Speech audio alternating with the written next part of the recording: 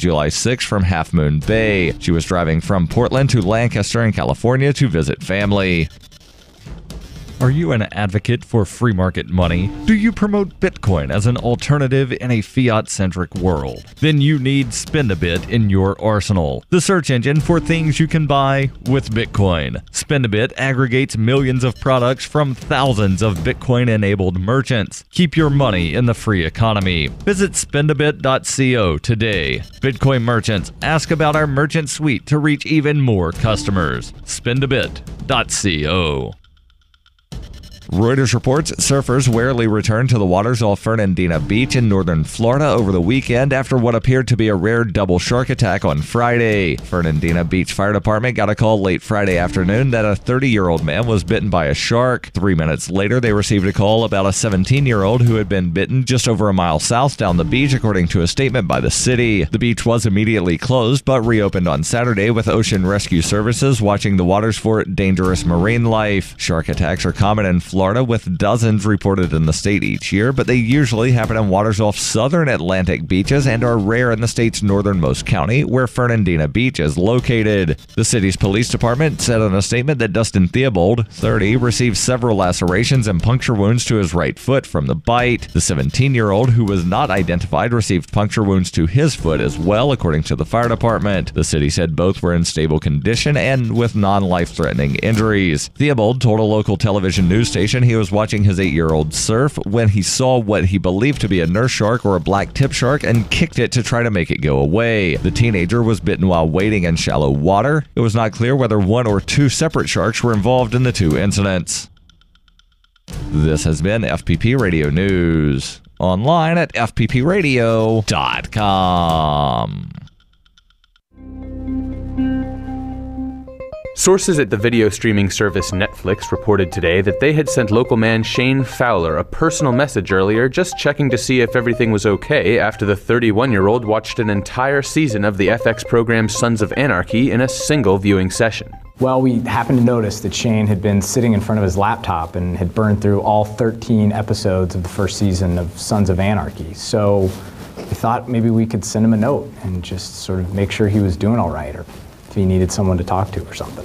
Netflix says the message, which Fowler received minutes after he finished viewing the season 1 finale of the motorcycle gang drama, was just a way for the company to see if there was anything they could do for their longtime subscriber. I mean, we do this stuff all the time. Just last year, Mike Ralston from Bartlesville, Oklahoma, watched all 4 seasons of The Tudors after his wife left him. We were there for him. We just like to check in on our customers from time to time. This is the Onion News Network.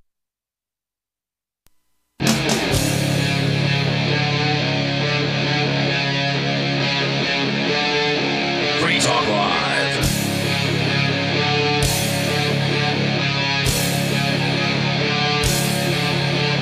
That's right, it is Free Talk Live, and you're listening to the live Monday night edition of Free Talk Live. We've kicked Ian off the air.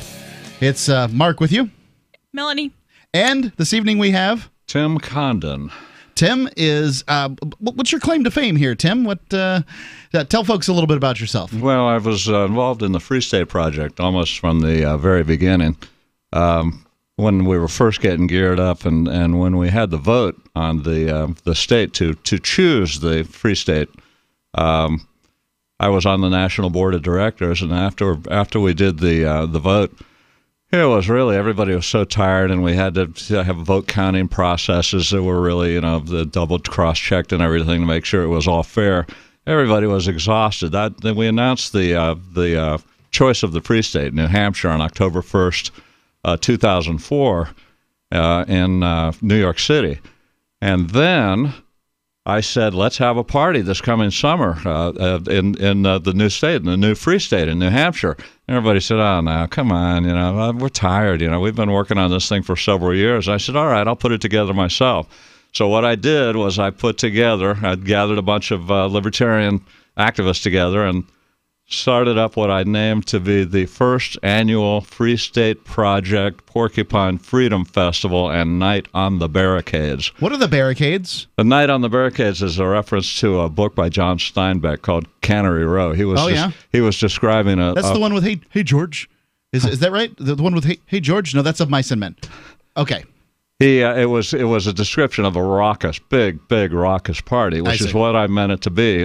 He described it as a party so great it was like a night on the barricades. Well, I'm glad to have you sitting in. You're just kind of traveling through. You stopped by to have a chat at my house. It's quite odd. It's quite odd. I'll tell you, Mark. I haven't been in the Free State for several years. I've been a resident of New Hampshire. I ran for the state senate a few years back. I have owned property. I had a truck in New Hampshire, this, that, and the other thing. I had a concealed carry permit, which everybody should have, of course. And life intervened, and I got stuck down in Florida for several years. And that's where you're from originally. Yeah, and this is the first time I've been back into the Free State of New Hampshire in several years. And I got to tell you, when I drove up from New York on I-91, I came into Vermont, and I came across the river of Brattleboro, and I had this incredible feeling of relief and goodness, goodness about freedom. There's a bunch of people here just like me. I know exactly what you're talking about. Do you? There's a difference when you cross the border there. You know in your own mind, obviously, where else could the difference be? But you know that it's a bit freer here in New Hampshire. It is. And it's getting freer as of course I keep in touch with all my Free State friends and everybody up here in New Hampshire, and it just seems to be getting better and better as time goes on. Well, it's from a lot of hard work of a lot of people who are working within the State House, the Senate, and that sort of thing, trying to tear away the old edifice of the state, and hopefully they can have some success there. But Tim, I really appreciate you coming on and it's my pleasure. Thanks for having me. Yeah, so we'll hear from you. You're just co-hosting tonight, but Melanie, you brought in a story about some police officer just rattling off at the mouth. What's going on? Yeah, so there was a cop, and he was being filmed, and he did not know that he was being filmed. Okay. And a guy walked up. I'm not sure that's legal in every state, but go ahead. It's questionable that it can be illegal if it's a cop in his capacity as a cop. Okay. Was he in uniform? He was in uniform sitting in a police car. All right. So you don't get more cop than that. He's a public servant. servant. Unless you're beating someone to death, right, I guess, in his public servant outfit, in a public servant car, on a public way, being paid public money, and presumably he has no expectation of privacy at that point. Absolutely not. Plus, he's in public anyway. So a guy walked up to him and said, what do you do as a cop, or what do you do, or something like that. That part's a little bit muffled, but he responded, quote, "I kill MFers." Really? Yes. That's how much time does a police officer spend a day doing that? I guess it depends on if you're in Chicago or not. Oh, he's in Chicago. Okay. So then the guy asked, "Say that again, what do you do?" And he said, "I kill MFers." Okay. And so the guy kind of backs off, and he's like... So what neighborhood is he in Chicago? Is this South Side? What's going on? It doesn't say all that. It just says Chicago. What's the accent of the person who's doing the filming? Could you tell the ethnicity? It was a black guy. Okay. Maybe in the South Side then, possibly? I don't know. It looks kind of suburban. Okay. I don't know. I've never been to Chicago. Yeah. Well, the South Side does not look suburban. So then the guy filming kind of backs off, and then the cop realizes he has a camera, and he tells him, you can't film me. And so the guy's trying to walk away, and he's like, "Well, yeah, we can." And he's like, "Well, how about and he said, and the guy is clearly standing on the grass the whole time, but then he said he's going to arrest him for walking in the street. Okay. I guess you could still arrest him for walking in the street, right? But these are the sort of abuses of power that frighten some. So he was, the cop realizes he's being filmed. He then wants that audio, that video, and the guy's backing away into the grass, and the cop says, "I'm going to arrest you." He started off on the grass. Okay. But yeah, he was never in the street, at least for the whole video. But so then they all walk. There's a couple of them, and so they walk away, and then the cop gets out the car and says that they're going to go for a walk, and just kind of follows these guys, walks with them. Oh my! That's not scary. A guy just says, I kill MFers for a living, and now he wants to sort of follow you while you're attempting to go, get away from him with your friend or whatever. So then he tells him that, New York, not New York, well, another bad state, they're all the same, I guess, tells him that Illinois is a two-party consent state, and the guy's arguing with him over, but you're in public. I don't know the details of that there. I know that Illinois is the worst state in the union for filming public officials. They have some local law there that specifically mentions police. Well, what was the outcome? What did they do to the poor fellow with the camera? It goes off at some point. Apparently, the film survived, but we don't. It's a mystery. Seem to know. I guess the police officer didn't get it and confiscated. Maybe he was using the Cell 411 app. He said he was I forgot where he said he was uploading to, and obviously I can't play this on the air, but he said he was live streaming it. Okay. So I guess it's not apparent that the guy. Yeah, so even if the cop illegally confiscated the camera, he still couldn't stop the live streaming from going. That's the nice thing about apps like Bambuser and Cell 411 and things like that. It allows you to put the videos going directly to the internet, and there's nothing that they can do about it. I suppose they could murder you in a cell someplace, and then you never release it after that, but that's about it. Well, they had But if you're actually live streaming and you have your settings... If you have your settings, yeah. Yeah, if you have your live streaming settings to go to your private where nobody can get it, that kind of defeats the purpose of live streaming. But I mean, because my phone does that anyway. It uploads it to the cloud, but it's only an account I can access. It could have been, say, something like Facebook Live. I mean, that goes to all your friends, basically. Yeah. So you remember a year or two ago, the lady was in a car with her boyfriend, and the cop shot him to death. Yeah, that was and she live streamed the whole thing. Philando Castile. There you go. Yeah, he was basically a lunch counter guy at a local elementary school, and interestingly, the mom got a large settlement from the city of Minneapolis. The police officer was let go but not charged. But the lady who was in the car, who must have some kind of PTSD surrounding this. Sure, got of nothing. course. She might not have an because they weren't married. Status, yeah, they weren't married. Wow. So there's an argument for government marriage there. The number 855-450-3733. It's 855-450-FREE here on Free Talk Live.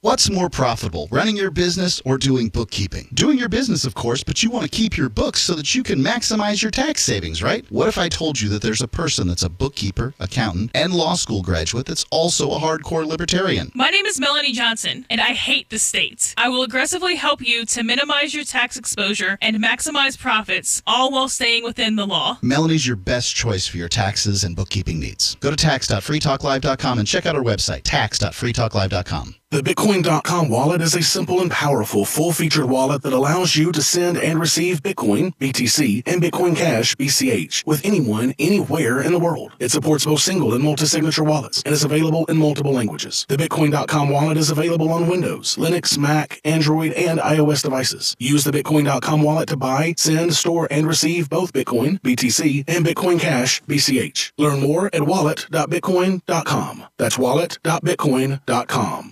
Imagine this is you. You're working late when you get an alert on your smartphone. Your motion-activated Blink security camera picked up something at home. You pop open your Blink app and see the silhouette of a man peering through your kitchen window. The job of a home security system is to help stop crime. Get 3 Blink cams for way less than the other guys, plus an extra 15% off. Visit blinkprotect.com/FTL, like Free Talk Live. Blinkprotect.com/FTL to save 15%. I've said it many times on air, and I'll say it here. The New Hampshire Liberty Alliance is one of the most important organizations for freedom in the world. New Hampshire is ground zero for freedom, and the NHLA is the best organization at promoting effective liberty activism. This ad is sponsored by Free Talk Live, and I, Mark Edge, am a lifetime member because I believe in the NHLA. Please please check them out at nhliberty.org. Not everyone can move right now, but you can support the cause. Donate top cryptocurrencies or old-fashioned U.S. dollars, nhliberty.org. Visit their website and see what they're all about, nhliberty.org.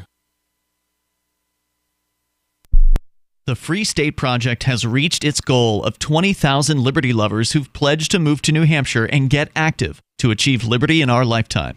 Perhaps you're trying to figure out what part of New Hampshire should be your destination.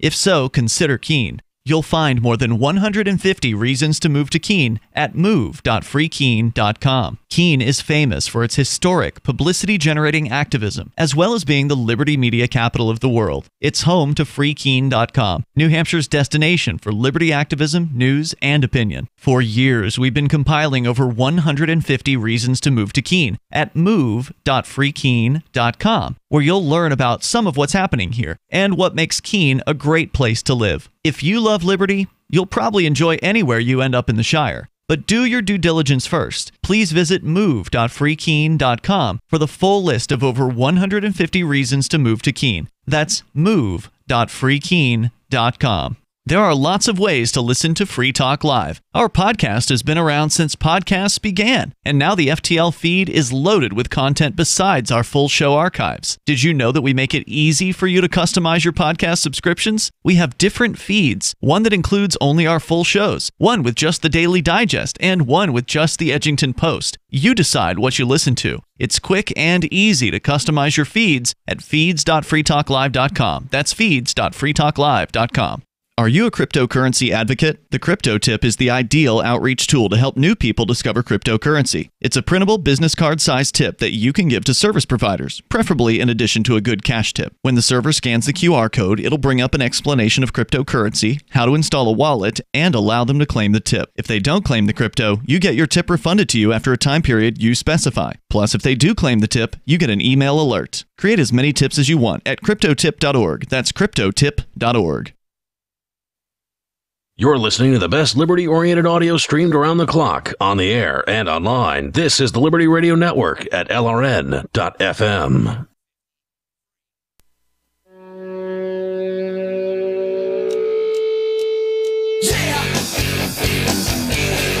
Free Talk Live.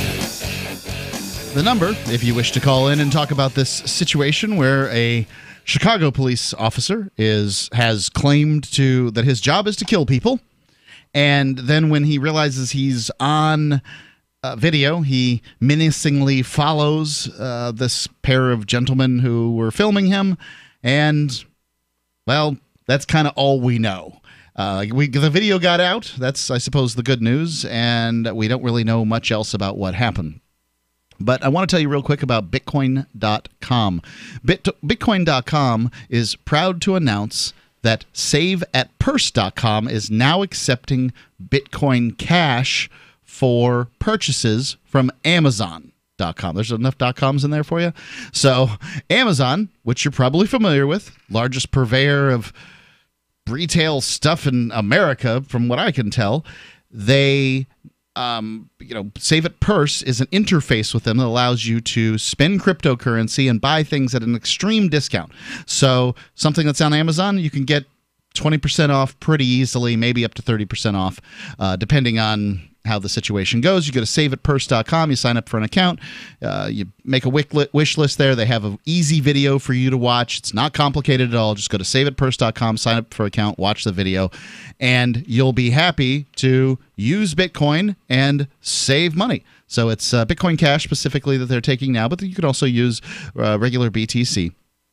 And that is saveatpurse.com, brought to you by bitcoin.com. So, Melanie, is there anything more to this story than I briefly explained there? Yeah, so the only other thing that I feel is important, at least that we know, is then he then walks into the kid and accuses him of assaulting a police officer because you hit my shoe. When clearly the cop just you could see the cop just literally walks into this guy as if he's not. I have seen it. I've seen this done in the past where, a police officer will get up on somebody, and then when the person's trying to, move back a little bit, a bump occurs, and then, well, that's it. Assault on a law enforcement officer. You're coming with me. And it's a disturbing pattern. Wonder what gives them the idea that they can act that way. The fact that they can, probably. Yeah, so it would appear. And you brought in like a bevy of stories tonight that just sort of have a similar bend to them. It's not my fault cops keep committing assault. If that's what's in the news this week, that's what's in the news this week. What was the next one? So then we also have a Georgia officer, or two Georgia officers, decided whether or not to arrest somebody based on a coin toss. So they pulled over this woman who was speeding excessively. And she pretty much admitted she was speeding excessively. She said she was late to work, trying to get to work. At the hair salon, yeah. Yeah. And so the cop goes in. She was doing 90 and a 45. Oh, my. She was cooking. So the cop goes back to the car and tells the cop, I don't know if I can write this. Tells the other cop, I don't know if I can write this ticket because I don't have, what is it, the speed gun or whatever it's called. Okay, no radar gun. Gotcha. And so the other cop says, well, yeah, but it's 45. You could just you could base it on the fact that you had to do 90 to catch up with her. You can do that. Which is A, accurate, and B, as far as evidence goes, that makes sense. It's true, and it's one of the ways that they can sort of testify that, hey, I had to do 90 to catch her. I don't have. So she must have been doing at least 89, right? Right. So then they discuss whether or not they're going to arrest her, and so they flip a coin, and then they arrested her. I think they actually used an app that simulates a flip coin, which, as to why you have an app on your phone that simulates a coin flip, is the first question. Whoa. Do either of you have an app on your phone that simulates a coin flip? No, I have a timer on my phone. Yeah, I got one of those. That's the most mundane thing I have. I think. And same here, I don't have that. And apparently what they did was put in A was arrest and R was release. So the app would either come up with an A or an R on a 50-50 randomized basis. And they just determined, was it arrest based on the coin flip? Is that right? It sounded to me when they were talking in the car that it came up release, but then they arrested her. So I am not sure. Okay. And they're not going to say. So yeah, they really shouldn't. And the app wasn't where you could see it in the dash cam. Yeah, their police union provided attorney does not want them to talk about that. So It's going to be difficult to say. So, but it came out of the dash cam. That's how we found out all this. Or it might have been the body cam, but it was a camera that was in the front seat of the police car. So, these body cams and dash cams have been sort of a boon to journalists, and I'm kind of. There are times when I'm happy that they're around. There are other times I'm not happy about it at all. But, how did we get this video? Why did the police department release this? I don't know. It just kind of seems to have magically appeared in CBS. Sometimes it's that way. Or NBC. Which one is the parrot? The peacock? That's NBC. Okay, yeah, on NBC's inbox, apparently. And see, the thing about this is whether you think she should have been arrested or whether you think she shouldn't have been arrested, either way, this is a grossly inappropriate method to determine whether or not to arrest somebody. That's pretty much what the police chief said. Yeah, so if you think she should have been arrested, you should also have a problem with this. Agreed, 100%. Let's go to Matt calling in from Louisiana. Matt, you're on Free Talk Live. Yeah, before I get to my point that I wanted to make to Melanie, might cause a reaction, I don't know. You had mentioned a medical information blog and possible medical solutions or something like that. And I tried to look it up, and I just got run around the internet trying to find this medical blog you were talking about. Do you remember what he refers? That was on Tuesday of last week. What was the medical blog about? What was it? About the possible solutions to the problem we have with high medicine and that might have been nature. Yeah, that might have been what I said. The impossible solution to medical care. Yeah, is that the name of the blog? Yeah. Well, let me look it up here. The impossible healthcare solution. Sorry, I wasn't ready with this. But it's of2minds.com is the name of the blog itself.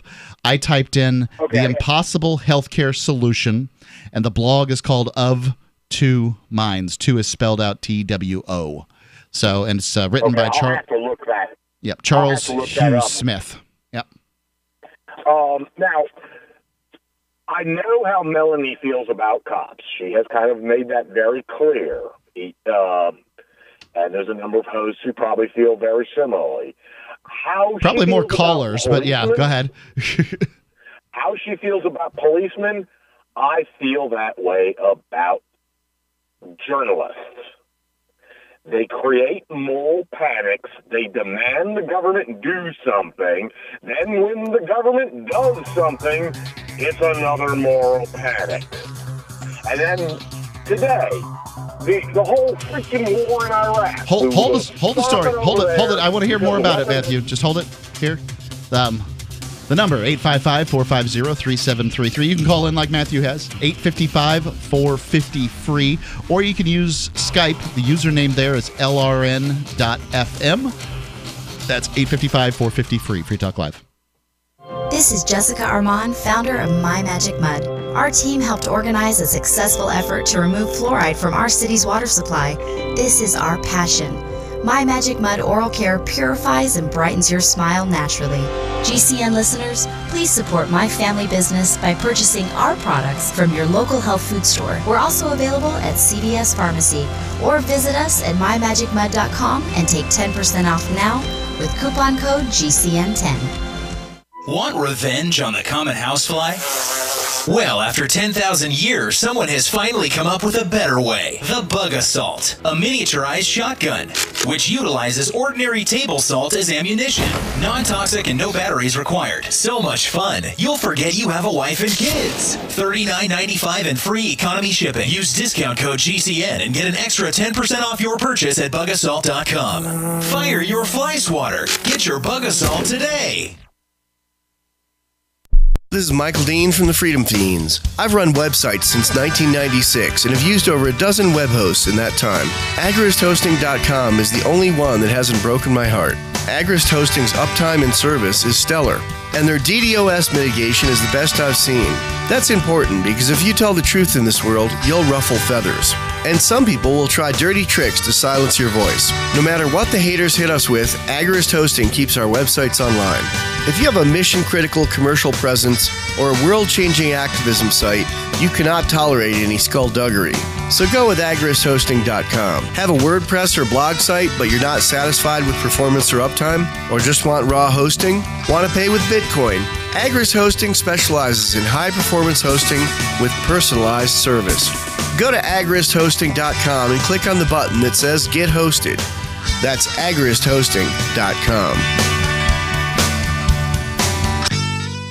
Are you tired of your taxes funding endless occupations around the world? Antiwar.com is run by people who understand that wars abroad become wars at home, wars on our freedoms. Antiwar.com is dedicated to bringing you the latest in news, views, interviews, and reviews from the top movers and shakers in the anti-occupation movement. Antiwar.com has it all, from thorough foreign policy analysis to interviews with whistleblowers who used to run the military-industrial complex. Anti-war, pro-free market. That's antiwar.com. LRN.FM now has a Discord. Discord is a free text and voice chat platform, and we now have our own server with a bunch of channels at discord.lrn.fm. You can join other listeners as they chat about various things during our live shows, or anytime, day or night. Discord software is available cross-platform, so you can have it on whatever device you want and take your chats anywhere. Join our Discord at discord.lrn.fm. That's discord.lrn.fm. Is spreading the message of liberty, cryptocurrency, and peace around the globe worth $2 per month to you? As you may already know, in addition to our internet feed, LRN.FM broadcasts on free-to-air satellite across North and Central America, as well as Sub-Saharan Africa. And we've been available on satellite for free 24/7 since 2010. The LRN.FM free-to-air satellite signal is reaching some of the most oppressive regimes in the world, and there's no doubt our ideas are making an impact. You can learn more about the channel's impact by watching the 3-minute video at fund.lrn.fm. If you'd like to help free minds globally with our ideas of liberty, cryptocurrency, and peace, you can donate as little as $2 per month via fund.lrn.fm. You can help us continue and expand our satellite broadcast to multiple continents. Visit fund.lrn.fm today, and thank you for your help. Don't forget to share the link on social media. That's fund.lrn.fm. Do you love Twitter? Make sure you favorite the LRN.FM Twitter account so you can receive our tweets at twitter.lrn.fm. That's twitter.lrn.fm.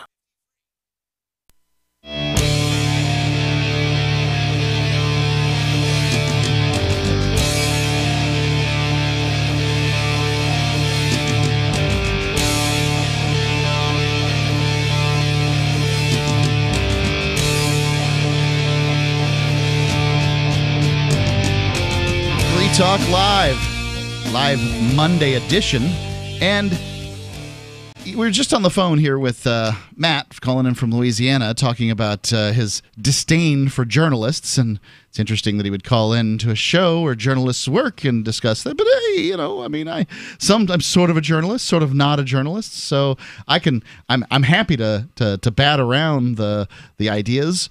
Melanie, before we go on to that call, though, will you tell people what you do for a living? So I am an accountant, tax preparer, bookkeeper. I right now am doing bookkeeping, which is basically tax prep, unless you're several years behind, in which case it's... Anytime's a good time. Yeah. Then it's tax catching up, I guess, but kind of keep everything set. That way, A, you're ready to go in January, and B, if there's something that needs to be done before the end of the year, I can tell you to move something around. Some stuff you could do until April, some stuff, once it's January 1st, it either happened or it didn't. So your niche is kind of doing, providing tax services to people who really dislike taxes, because you do too. You believe fundamentally that taxes are theft. It's just that this is a necessary evil that we're working with here, and you've got to, try to keep your clients out of jail. Yeah, so hostage negotiation for your assets, basically. There you go. That's exactly right. Thank you for your service, Melanie. By the way, I use Melanie's services. I am very happy. The first go-around, she saved me enough money that made all the services worthwhile. So there you go. How do people find it? Tax.freetalklive.com? Yes. Now, never thought we'd use that URL, by the way. Tax.freetalklive.com. Go back to Matthew, calling in from Louisiana. So, Matthew, journalists. Yes, and so the intelligence community said that Saddam had weapons of mass destruction, large stockpiles, and that, well, that helped bolster the case for going careening into war with Iraq. And there were some other things, too, that we were supposed to accomplish there. We accomplished none of them, unless you happen to think that Saddam, was a worse dictator than the other dictators.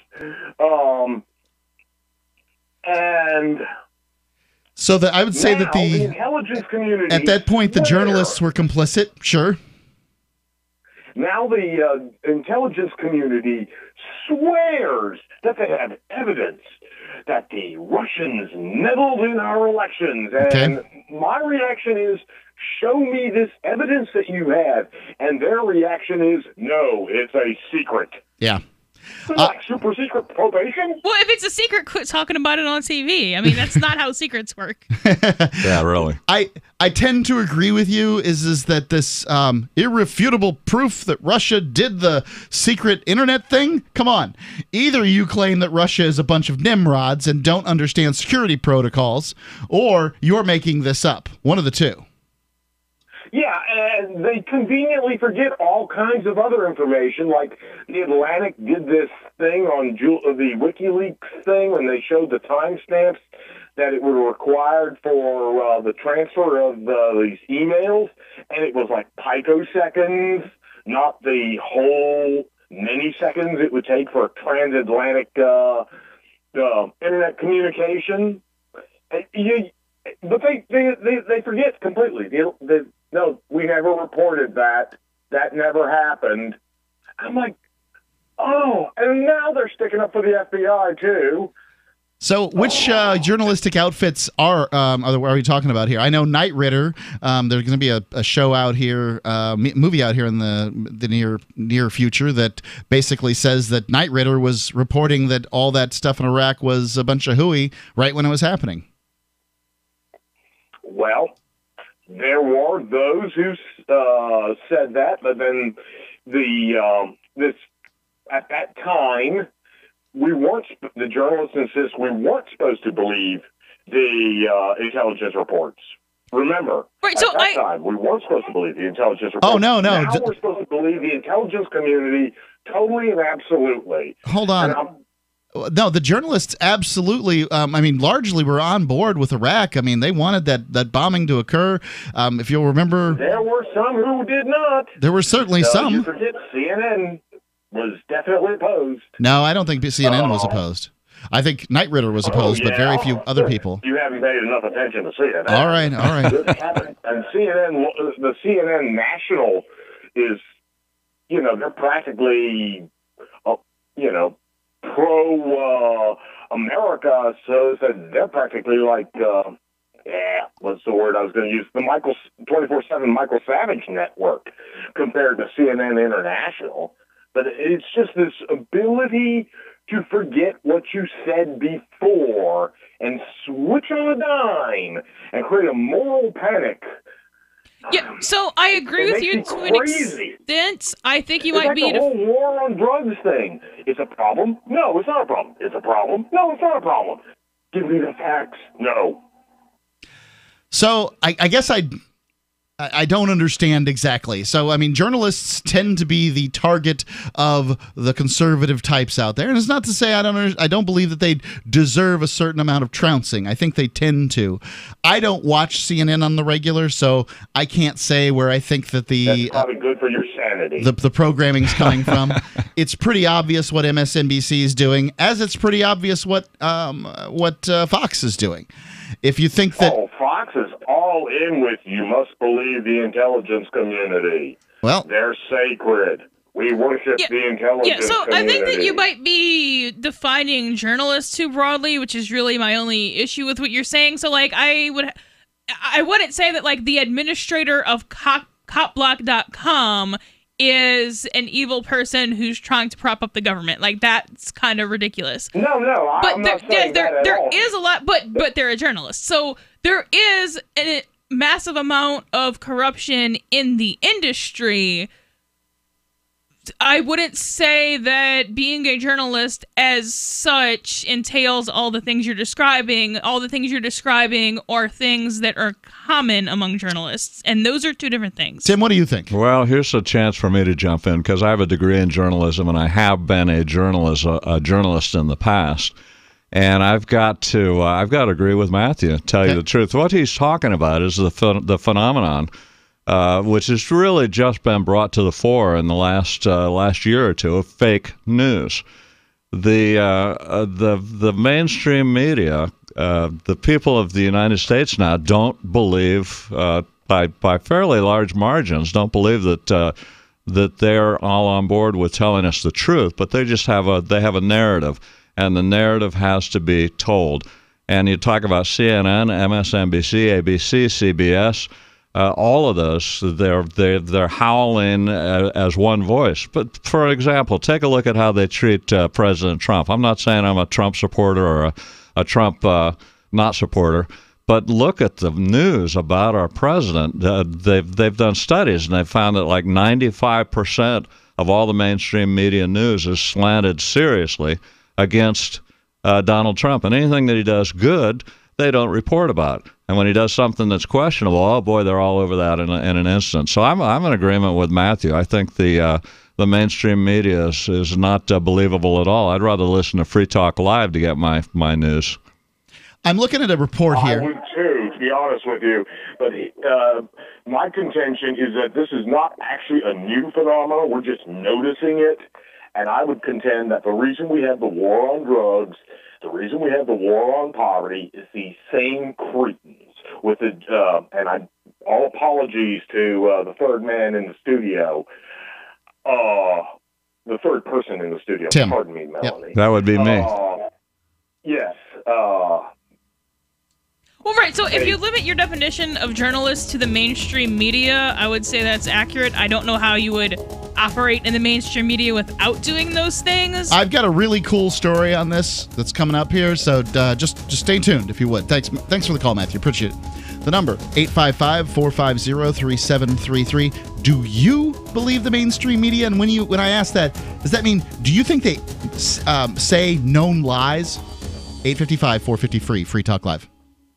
This November, I'll be running the world's biggest and most popular marathon, the New York City Marathon, as a member of Team Innocence Project. The Innocence Project was the first legal organization to systematically apply DNA testing to cases of wrongful convictions as a powerful tool to reveal innocence. It's already been an extraordinary year for the Innocence Project and their clients. They've already freed more innocent people in the past 12 months than in any year in the history of the Innocence Project, and they're gearing up to do even more. The attorneys and paralegals for the Innocence Project are dedicated to doing whatever it takes to set an innocent person free. To support them, a new cohort of law students have recently joined and are excited to help with more than 200 cases of clients seeking to prove their innocence. 9 clients have been exonerated and reunited with their families in 2018 already, and your support now will help build on the incredible momentum of exonerations. You can support the Innocence Project by going to run.freetalklive.com. That's run.freetalklive.com. If you owe any money to the IRS, you need to call **1234. That's **1234. Uncle Sam has the power to make your life miserable. You could stop the IRS collections process right now by calling **1234. When you call the Tax Defense Center, you'll get free information on how you can reduce or eliminate your back taxes, including penalties and interest. *1234. *1234 could save you thousands on your back taxes. You could also be helped if you have unfiled returns, a tax lien, wage garnishment, bank levy, or if you have entered into a payment plan and can't make the payments. It's your hard-earned money. Stop Uncle Sam right now. Make the call that could help you end the worry today. *1234. That's *1234. *1234. *1234. Following several months of negotiations, representatives at the Minnesota State Museum confirmed today that they've extended their final offer to the anonymous owner of the couch from the hit 1970s sitcom The Mary Tyler Moore Show. We hope an agreement can be reached soon because after months of back and forth, we just need a straight answer here. Healy noted that the brown velvet artifact would be a welcome addition to its media wing, which boasts a robust collection, including several iconic Minnesota pieces. We have the fence from Grumpy Old Men. We acquired the puck from the Mighty Ducks several months ago. Healy and his team made their first bid in December of 2012 and have cycled through 5 rounds of negotiations, reportedly tripling their initial offer in an urgent attempt to secure the sale. It's not every day that an artifact of this significance comes on the market and went... Oh my God, it's him. It's him, okay? Hello, sir. What would you say if I went up another 2? This is the Onion News Network. The 3 most important things you can do for Free Talk Live are: 1, share 1 episode a week on Facebook or in some other social networking site. 2, buy the things you buy online through shop.freetalklive.com. 3, give $5 a month to the AMP program. It's my firm belief that Free Talk Live's AMP program is the best use of your charitable dollar among liberty-oriented organizations. Support all the organizations you love, but make sure you give $5 a month to AMP at amp.freetalklive.com. Radio is the most personal of mediums. I exist right now in your head. If you listen to Free Talk Live regularly, you know me. Free Talk Live is on more than 160 radio stations around the U.S. and has been downloaded on every continent around the world. Hundreds of thousands of listeners with ad packages from $600 a month to $6,000 a month. Imagine what we can do for your business, project, website, or idea. Email me, mark@freetalklive.com. You can put the Liberty Radio Network on the air in your area. Visit broadcast.lrn.fm to learn how. Broadcast.lrn.fm.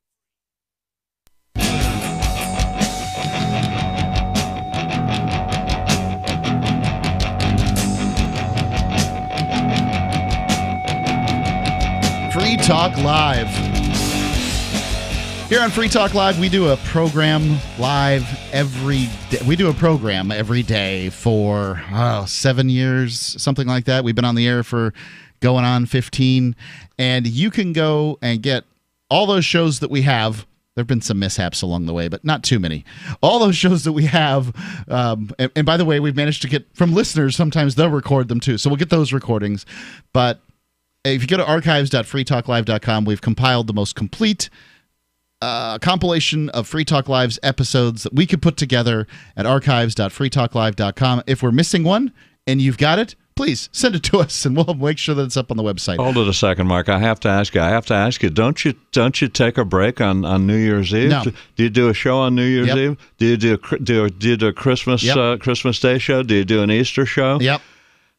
You pick the day. We have done a show every single day for about 7 years. Hardworking guys. I'm glad I've never been on before and had to carry a schedule like that. That's a tough schedule. Now there's three main hosts, and then we have a bunch of co-hosts, and God bless them all. So nobody here is breaking their back. And let's not forget, even though Ian used to do 6 nights a week, and I did 6 nights a week for a long time too, it's still not laying block, right? Yeah.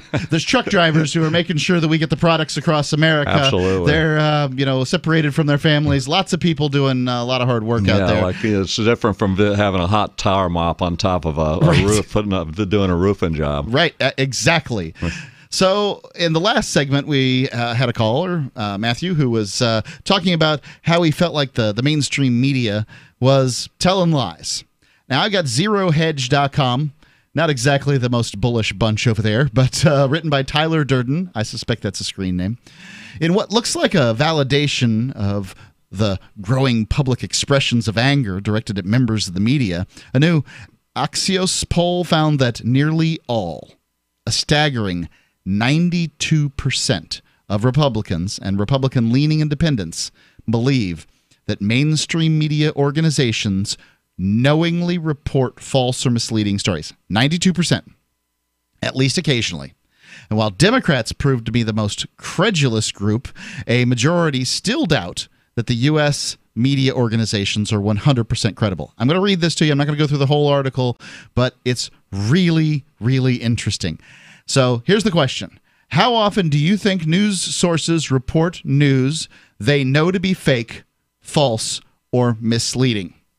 Okay? Answer for yourself right now in your mind. How often do you think news sources report news that they know to be fake, false, or purposely misleading? The total, I'll give you the total in a second. Democrats, the most credulous bunch, as they said, a lot or sometimes, 53%. Wow. Rarely or never, 46%. So I guess there's 1% in there that just doesn't know.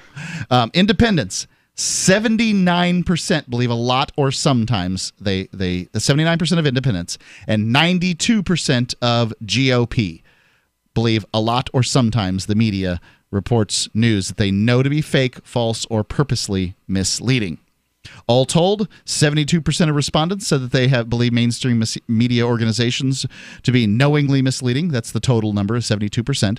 Other studies from Gallup, Pew, and they're drawing similar conclusions, with Democrats, unsurprisingly, revealed as the only group that still has any substantial level of trust in the media. Back in the 1970s, trust in the media rose as high as 74% in the aftermath of Watergate. So now we're basically the opposite. So at one point, 3/4 of people believe that the media rarely or never reports purposely misleading stuff. Now it's 72% believe that a lot or sometimes. So there you go. That's what America thinks about its media. That, whether it is true or not, journalists right now are like, they're mad. They hear that. I'm mad. I don't even believe that. I don't believe this. I'm one of these, the people on the other side, that 24%, 25% that believes that, man, they wouldn't do that. But this is a crisis for media organizations. Well, I'll tell you, Mark, the fact of the matter is that the mainstream media appears today to be, and more than any other time in American history, a propaganda arm of the deep state. of the establishment, the swamp, the Washington D.C. swamp, the now, NSA. There's a term you didn't hear before the Trump campaign. You didn't hear the deep state trotted out very often. No. Libertarians would use the term, but almost nobody else. Yeah, it's become common. It's become commonly used now because it's becoming so very obvious. Well, they have a Facebook page now, so no, they somebody put deep do. state. No, the Federal Reserve has a Facebook page. The Federal they Reserve listed is the deep themselves state? as a government agency, so now I can. Paul Craig Roberts does a lot of writing about the media, and he was Now, he was on the staff of President Reagan. Yes, he was an assistant Treasury Secretary. Smart fellow. Yeah. And he was right in the middle of the swamp. I mean, he was a high level operator under Reagan, and he calls the mainstream media in America prostitutes. He says that they report and say what they are told to report and told to say by their handlers, which is the deep state, or you can call it the military-industrial complex, or whatever. I mean, some of the things that we're hearing today. Come on, you guys. I mean, the media is coming out now and saying the walk-away movement. Does everybody know what the walk-away movement is? No. It's apparently going into the thousands and hundreds of thousands. People are putting personal videos on YouTube saying, "Look, I come from a family. I was born a Democrat. I always voted Democrat. I've always I voted for Obama 2 times, et cetera, but I can't stand this anymore. The level of hatred, the level of nastiness, the level of viciousness. I'm walking away from the Democratic Party." Now, that doesn't say that all these people are saying, "I'm going to become a Trump supporter and I'm going to vote Republican." But the level of hatefulness that the hard left that runs the Democratic Party now is showing, these people are saying, "Not going to do it anymore. I'm not going to vote Democrat. I'm not going to have anything to do with the Democratic Party anymore." And there's thousands and thousands. Anybody who wants to find out about it, look on the internet and look up the walk away movement. It's hashtag walk away. And there's an article that just came out in a magazine. I think it was Salon, and they've seriously made the foundation of this article saying that, the walk away movement is a creation of Russian robots, Russian online bots. And are Russian online bots doing YouTube videos? Yes. Apparently, well, I mean, that seems to be the thing. These people know that the Russians interfered with the American election in 2016, although from all evidence, it should have been that they were against Trump and in favor of Hillary and the Clinton machine, because they had dealt with them quite a bit before. But now they're saying this walk-away movement, which is growing very rapidly online, is a creation of the Russians. The Russians did it. The Russians did it. Remember the movie back in the 1980s or 1970s said, "The Russians are coming, the Russians are coming."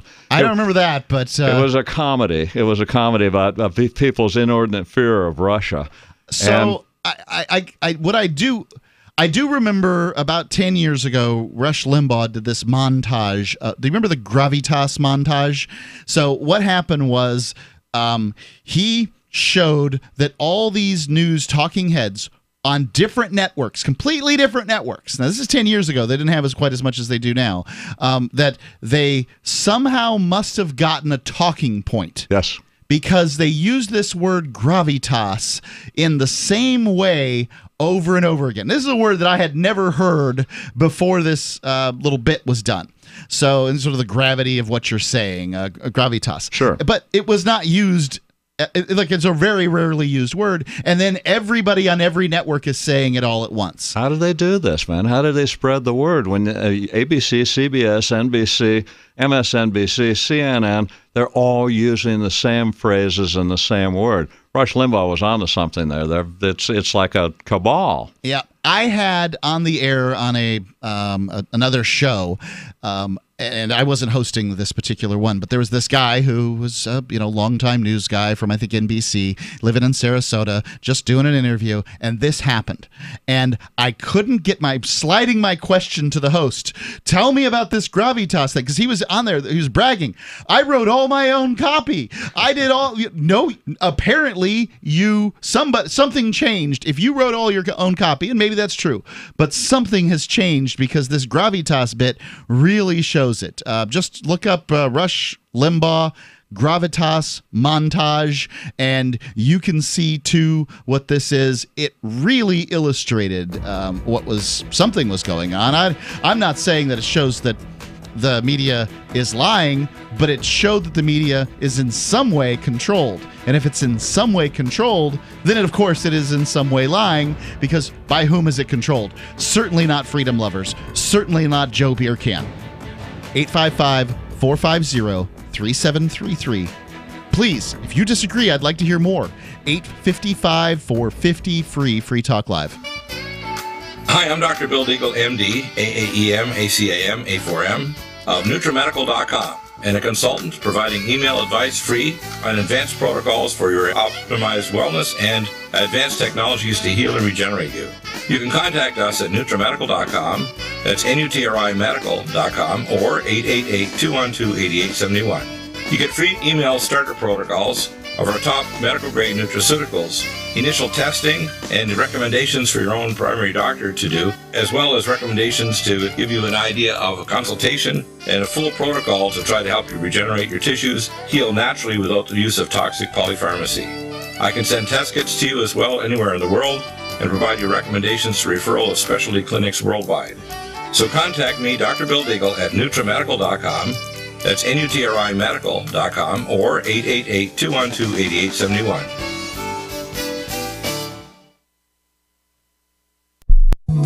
This Your Family Today tip is brought to you by Juicy Juice, 100% juice, providing a full serving of fruit in every 4 ounces. Visit us at juicyjuice.com.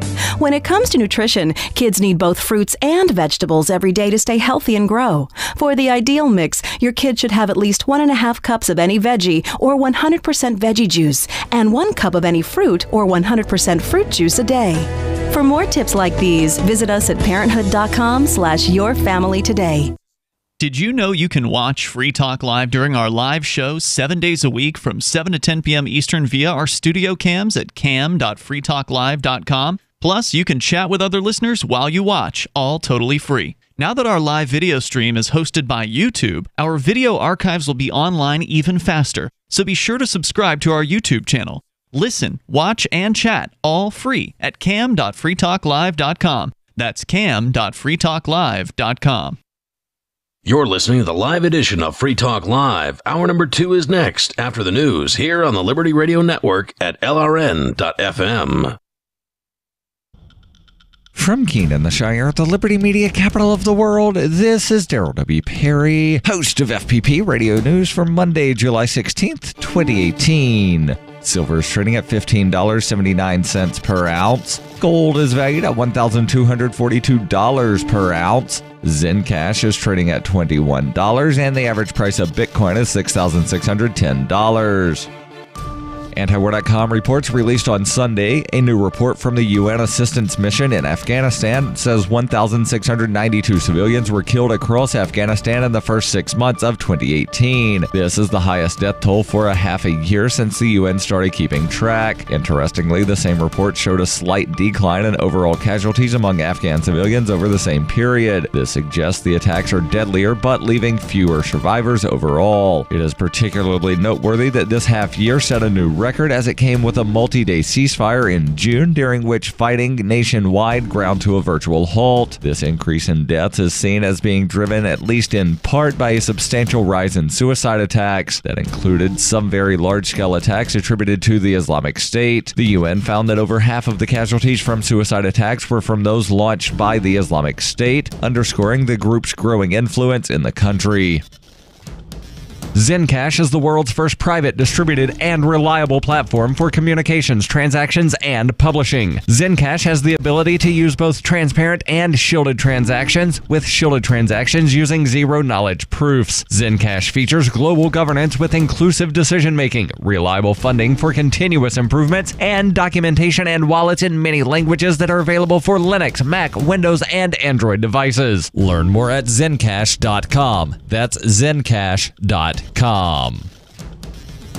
UPI reports an Oregon woman was found 200 feet down a cliff near Big Sur, California, since being missing 1 week ago, according to authorities. Angela Hernandez of Portland, Oregon, was found by the Monterey County Sheriff's Office while responding to a report of a white Jeep with Oregon plates over the cliff off of Highway 1. Hernandez, who had been missing since July 6, was taken by helicopter to a hospital, according to a Facebook post by the Sheriff's Office late Friday. Hernandez said she had been there for 1 week, and to stay hydrated, she used a radiator hose to siphon water from a nearby stream. On Thursday and Friday, the Sheriff's Office had searched Highway 1 for her white 2011 Jeep Patriot. 2 people walking in the area found her vehicle partially submerged and dialed 911, according to the Sheriff's Office. Isabel Hernandez posted on Facebook on Saturday, "My sister is alive, she's talking, and she's still trying to come to understand everything. She's a fighter and she fought this long and she will continue to. It's not going to be an easy recovery." A GoFundMe account has been set up by the sister, who said in her accident she lost everything, including her car, which was her livelihood. Her family said they last heard from her on July 6 from Half Moon Bay. She was driving from Portland to Lancaster in California to visit family. Are you an advocate for free market money? Do you promote Bitcoin as an alternative in a fiat-centric world? Then you need Spend a Bit in your arsenal, the search engine for things you can buy with Bitcoin. Spend a Bit aggregates millions of products from thousands of Bitcoin-enabled merchants. Keep your money in the free economy. Visit spendabit.co today. Bitcoin merchants, ask about our merchant suite to reach even more customers. Spendabit.co. Reuters reports surfers warily returned to the waters off Fernandina Beach in northern Florida over the weekend after what appeared to be a rare double shark attack on Friday. Fernandina Beach Fire Department got a call late Friday afternoon that a 30-year-old man was bitten by a shark. 3 minutes later, they received a call about a 17-year-old who had been bitten just over a mile south down the beach, according to a statement by the city. The beach was immediately closed but reopened on Saturday, with ocean rescue services watching the waters for dangerous marine life. Shark attacks are common in Florida, with dozens reported in the state each year, but they usually happen in waters off southern Atlantic beaches and are rare in the state's northernmost county, where Fernandina Beach is located. The city's police department said in a statement that Dustin Theobald, 30, received several lacerations and puncture wounds to his right foot from the bite. The 17-year-old, who was not identified, received puncture wounds to his foot as well, according to the fire department. The city said both were in stable condition and with non-life-threatening injuries. Theobald told a local television news station he was watching his 8-year-old surf when he saw what he believed to be a nurse shark or a black tip shark and kicked it to try to make it go away. The teenager was bitten while wading in shallow water. It was not clear whether 1 or 2 separate sharks were involved in the 2 incidents. This has been FPP Radio News. Online at fppradio.com. This is the Onion Week in Review. A month after the death of leader Kim Jong-il, North Korea's 24.5 million citizens have returned to their regular daily routines this week, holding a festive synchronized disco jump rope gala in Pyongyang's main public square. Life in the hermetic communist nation is reportedly beginning to normalize following the protracted mourning period, with citizens once again donning their brightly colored uniforms and performing intricate gymnastics routines in perfect unison. It is an inspiring sight to see so many loyal citizens find the strength to unfurl their long silken streamers and do dozens of tandem backflips set to dance music. Observers reported that new North Korean leader Kim Jong-un nodded once in approval of the disco jump rope gala, signaling an official transfer of power. A recent study from the Centers for Disease Control finds that over 100 million children are being exposed to harmful levels of stupidity in their own homes. Hear the debate about secondhand ignorance on the next In the Know. This is the Onion News Network.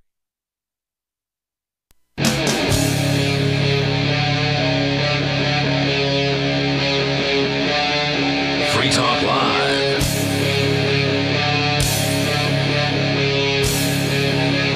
It's Free Talk Live. It's the live Monday night edition. And it's Mark with you. And Tim Condon. Melanie, I cut you off. I guess my finger didn't hit the button right. So there you go. Sorry about that. Appreciate it. You can call in and talk about whatever is on your mind here on this live edition, where we've been kind of all over the board tonight, talking about the mainstream media, maybe some pop cops abusing their power. You never know exactly what's going to happen here on Free Talk Live, so let's go right to the phones. Tom calling in from New Hampshire. Tom, you're on Free Talk Live. there's a news story from Indonesia. Tom, you seem a little Where this distant. Before you go on, Tom, for whatever reason, you seem a little distant. Hello? Can you hear me? Yeah, maybe if I put my mouth closer to the microphone, that might help. It sounds better. In Indonesia, there's a news story where an angry mob went out and because this guy was out there cutting grass for his cattle, and he was killed by a crocodile. Okay. And after the funeral, the angry mob went over to that crocodile breeding pond, and they went out and killed 292 crocodiles. Wow. Now, I was just thinking, imagine if they applied the same principle every time a cop murders somebody. Oh, God. And the human beings go out and just kill 292 cops. Seems like a bad idea.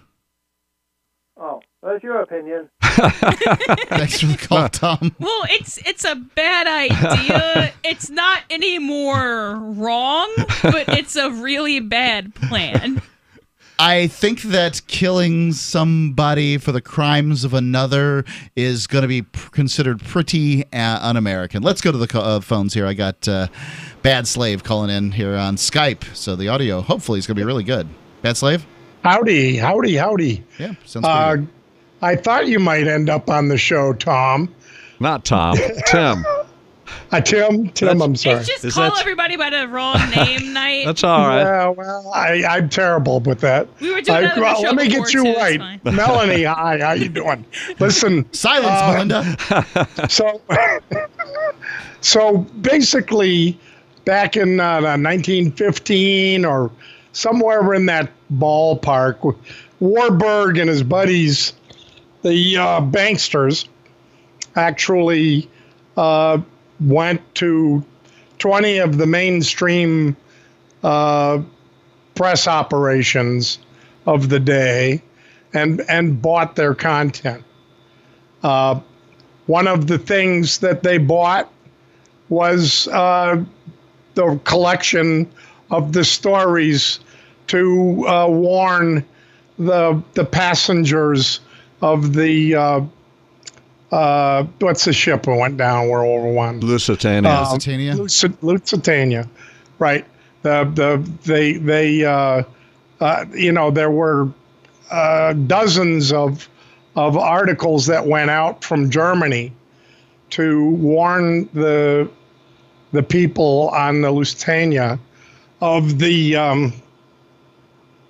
fact that the Lusitania was carrying munitions. It was a passenger liner, but secretly it was loaded up with munitions. Yeah, they've only confirmed that just very recently. Yeah. The diver, when they sent down divers to look at the wreck, they found that thing blew up. So many Americans believed the media, believed that that there was no justification for Germany, shooting this vessel, blowing this vessel up, and sure enough, it was absolutely true. And what Dan says is true, that Germany sent out a whole bunch of warnings and spread them far and wide. Don't ride on that ship, because it's carrying munitions and it's a warship. It's subject to being attacked.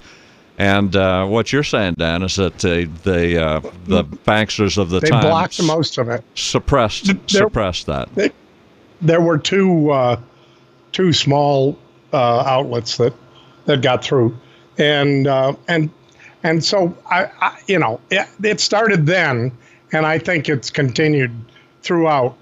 That there's been blocking of the press, and now it covers everything. They're trying to cover the internet, and I don't think it's working. It's not It's not working on the internet, thank goodness. But now they just call you crazy instead of trying to block the press, right? On the internet, you just can't do it.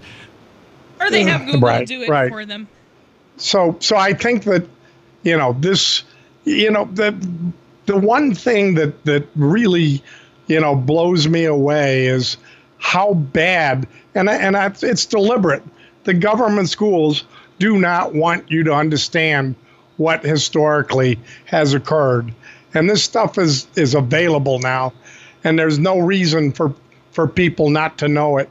And so I'm saying right here and now, wake up, folk. That they're trying to hurt you. and they will if you don't start paying attention. I don't know though. Dan, that sounds like just a big conspiracy. Anybody that contradicts the deep state, anybody that contradicts their propaganda arm, that's just a big conspiracy, right? Conspiracy theory. That's the truth. Yeah. Well, get out of here. No, that's the way they shove us aside when you question the narrative. Well, they'll try that, but I mean, you really have to have your head pretty deep in the sand these days, I guess. I don't know. Maybe the evidence here from this article is that basically 3/4 of Americans believe that the news media reports false news sometimes or often. A lot, I guess, is the terminology. So right. I think that they're on to it, Bad Slave. Thank you for the call. I just looked up press suppression World War I in order to support what he was talking about, because I know that World War I was certainly a big start of it, and I got 14 million results. And really? Yeah, I mean, there's no doubt that if you look up at suppression of the press during World War I, that was happening. But Lincoln threw journalists in jail too. He absolutely did. And that was 40 years prior to that. I don't know what was going on in between when they were just running around killing Injuns willy-nilly. But, I mean, it basically, when war comes around, that's when the press is going to be suppressed. And the United States has essentially been at war since Persian Gulf, at least. Well, I was going to say World War I. There was a period of little bits where there probably were only sending out a few Green Beret teams to just off some tin-pock dictator someplace. Certainly since World War II. I mean, it's just war after war after war. We had Vietnam, we had Korea, and then the sandbox wars came in. We had Grenada, we had Panama. It's one thing after another. The United States was basically funding the Sandinistas during Nicaragua. Anything that the CIA was basically involved in, makes it very, very difficult to even know when the United States hasn't been at war. It says here the U.S. has only been at peace for 21 years since its birth, and I'm curious as to which years they're picking. And they're not in a row. Not many of them. That's strange. I wouldn't have guessed 21 years since 1776, but there it is. You know. It says here below, I have reproduced a year-by-year timeline of America's wars, which reveals something quite interesting. Since the United States was founded in 1776, she's been at war during 214 out of 235 calendar years of existence. In other words, there were only 21 years in which the U.S. did not engage in a war. And then the amount of wars mentioned here it's impossible. All you can do is state the years without it. So 1796, 1797, yeah, I certainly wouldn't have known that. 1807 through 1808 and 1809, 1826, 28, 29, and 30, although the Winnebago War was in 1827, whatever that might be. Yeah, basically everything from the civil. 1897 is the next year without any kind of war going on. Then 1935, 36, 37, 38, 39, and 40. Then World War II, and then it's been continuous ever since. After the Vietnam War, that he's claiming 1996, 97, and 98 that there was no war, and then supposedly 97 in the year 2000. So there you go. 855-450-3733. It's 855-450-FREE. From the sixth letter of Captain Mark. A pirate's life is characterized by voluntary interactions. Unfortunately, the Crown presses everyone into involuntary servitude. Landlubbers believe slavery was abolished years ago, but the Crown still claims to own us when it crimps us into service against our will. Given sufficient ambition, it would gladly draft thousands of hapless victims to kill or be killed. It's simply slavery by another name. Landlubbers are routinely commanded to serve the so-called justice system in jury duty. But before you swell with civic pride, consider that how you feel is irrelevant to the Crown. You will appear as ordered or face punitive measures. The Crown insists that you participate in your own oppression. A jury summons provides pirates with a unique opportunity to obstruct injustices. A juror can vote not guilty even if it's proven the law was violated. A juror can acquit for any reason at all, and not even a judge can reverse that verdict. Receiving a jury summons is basically winning the sedition lottery. But if you reveal that you know this during jury selection, you'll probably be dismissed. If the Crown foolishly crimps a pirate into jury duty, it behooves the pirate to conceal their intention to nullify unjust laws. If a master takes 100% of your labor, it's called slavery. But if they only take 50%, they call it taxation. A difference of degree, not of kind. Whether the Crown claims a fortune or a cent is irrelevant. Most of all, a slave owner desires contented slaves, meaning thoughtless ones that accept their bondage. These house slaves see no contradiction in being drafted in a war to end slavery or summoned to a jury to prosecute tax evasion. An ideal slave knows no higher call than the master's will. The Crown's highest ambition is that its slaves revere the authority that subjugates them. But the Crown does not own me. I will not surrender my time and treasure to the Crown's ambitions. Join the conversation at pirateswithoutborders.com. Since time began, tyrants have taken aim at personal liberties.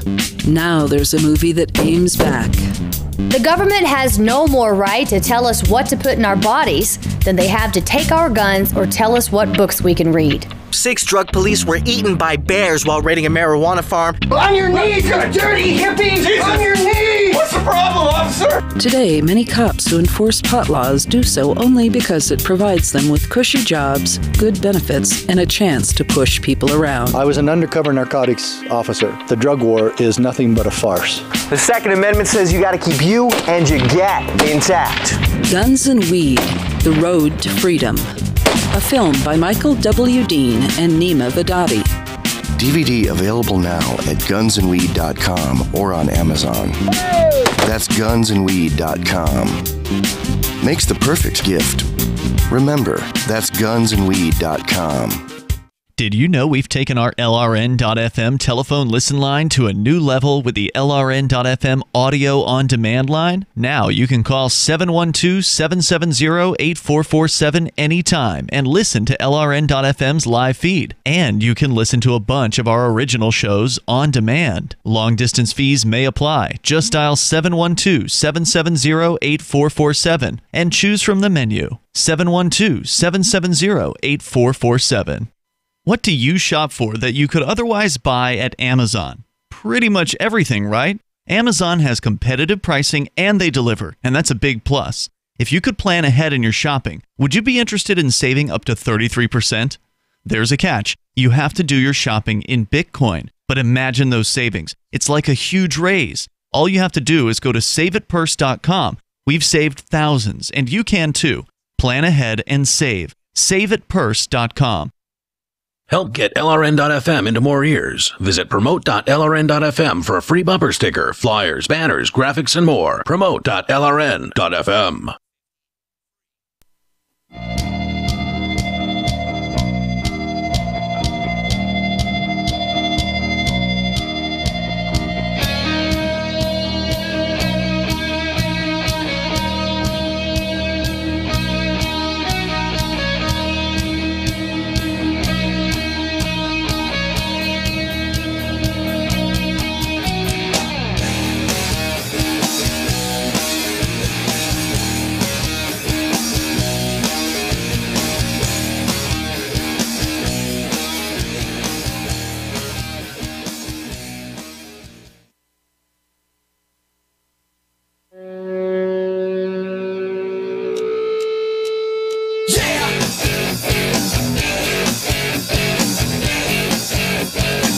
Free Talk Live.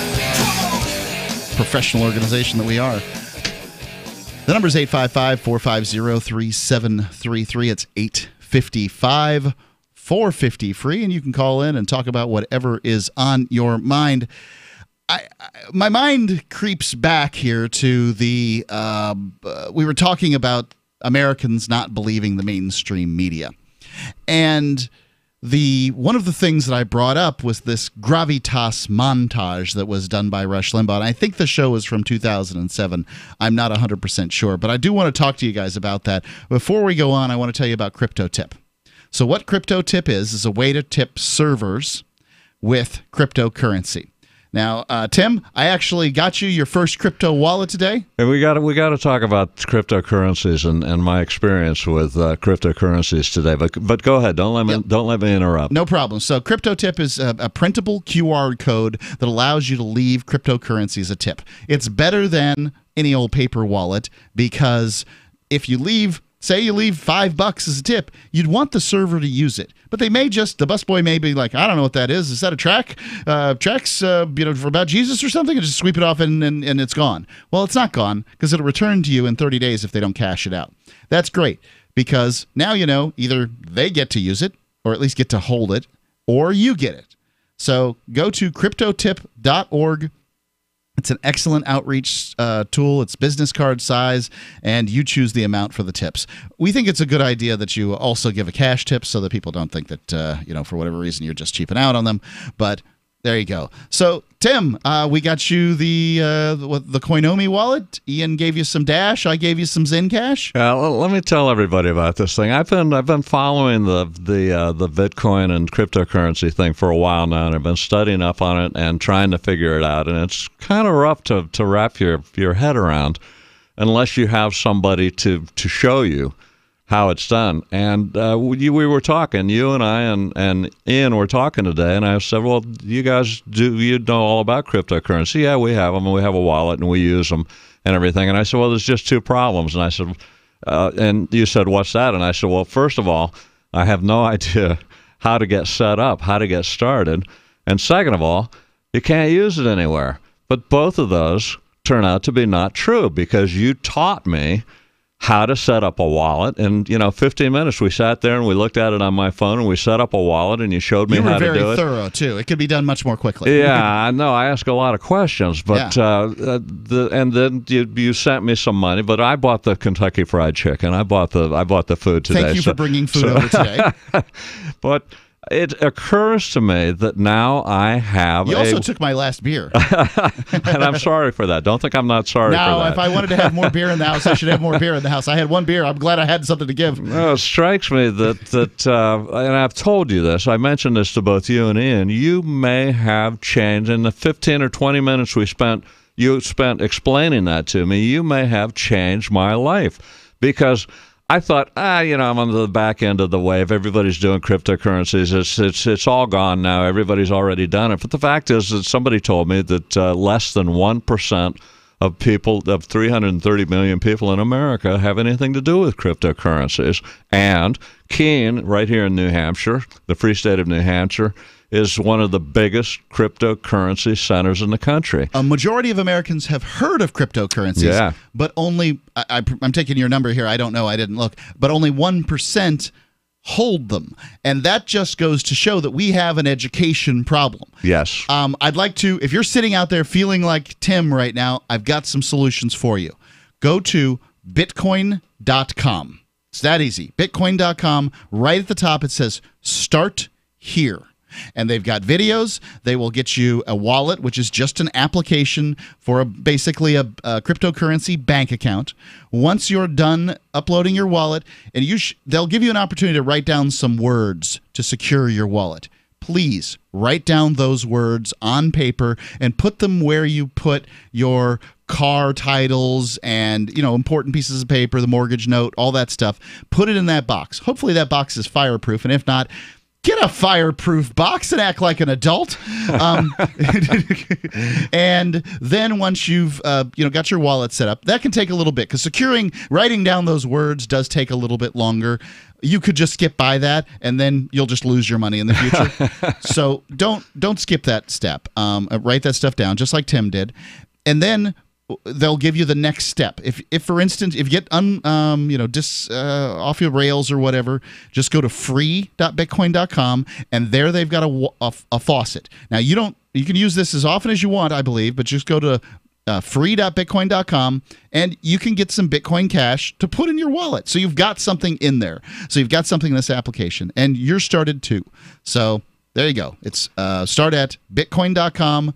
do the start here. It's right at the top, near the left-hand side, and then you can go to free.bitcoin.com and get some free stuff. But I think they link to it after you get your wallet downloaded anyway. Excellent resources, Mark. But the fact of the matter is, somebody like me, I'm an old guy. You know, what do I know about this stuff? You know, everything confuses me, everything these days. But if you have somebody there like you and Ian were telling me, you do this with this, and you do this with this, and you punch this, and this is how you write the words down and everything.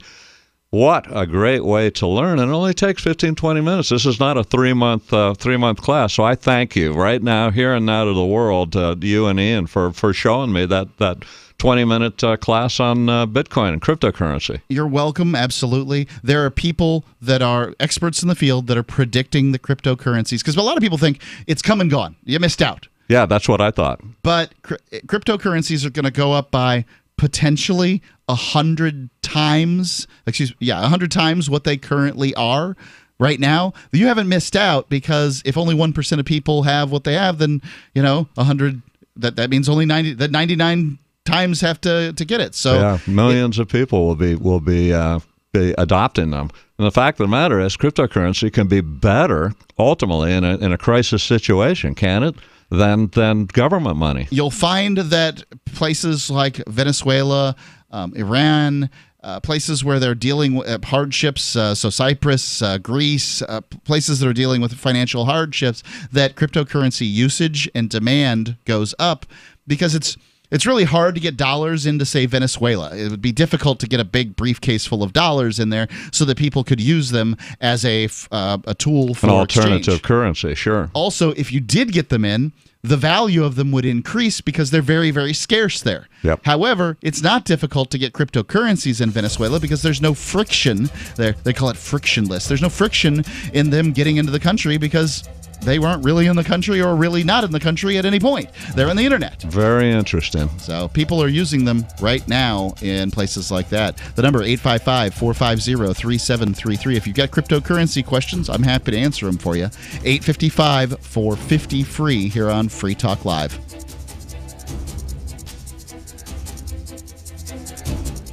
Healthcare reform is confusing. With the loss of the Obamacare mandate, those needing help can now choose an affordable alternative. By joining Liberty HealthShare, you're part of a community of health-conscious Americans all over the country who control their own healthcare costs and choices. Liberty HealthShare is not insurance. It is an association of self-pay patients who unite with like-minded people to share the cost of their medical needs.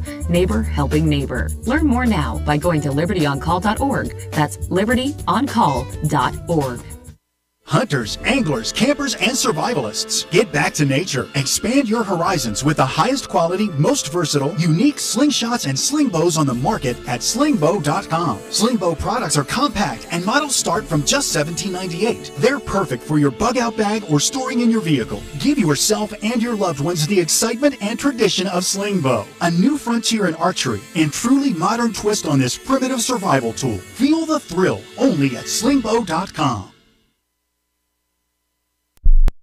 The Shire Free Church offers a sanctuary to those seeking an escape from state churches. The Shire Free Church is an interfaith, diverse group of people that may not share identical theological beliefs. As a member in or minister of the Shire Free Church, you are a sovereign individual and may be the faith of your choice. We don't claim to have all of the answers. We are open to all peaceful people. We want to learn from each other. What unifies the Shire Free Church and its diverse members is peace, love, and liberty. There are many paths to God, one for every individual. The Shire Free Church does not define a specific path beyond those parameters that must be your foundation. Peace as your way, love as your guide, and liberty as your light. Learn more at church.shiresociety.com.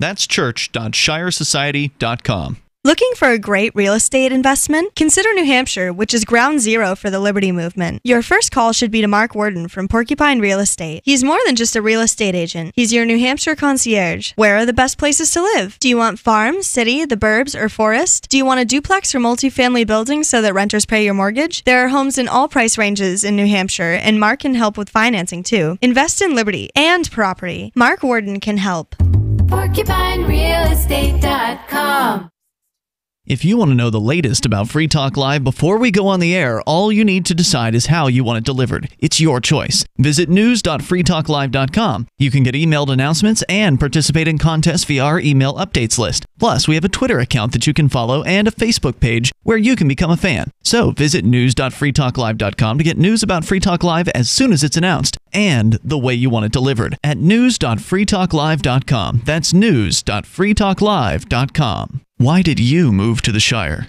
I moved here to the Shire because there's other people around who take liberty just as seriously as I do. I moved to the Shire because I saw videos of people challenging authority and thought that I could get support myself.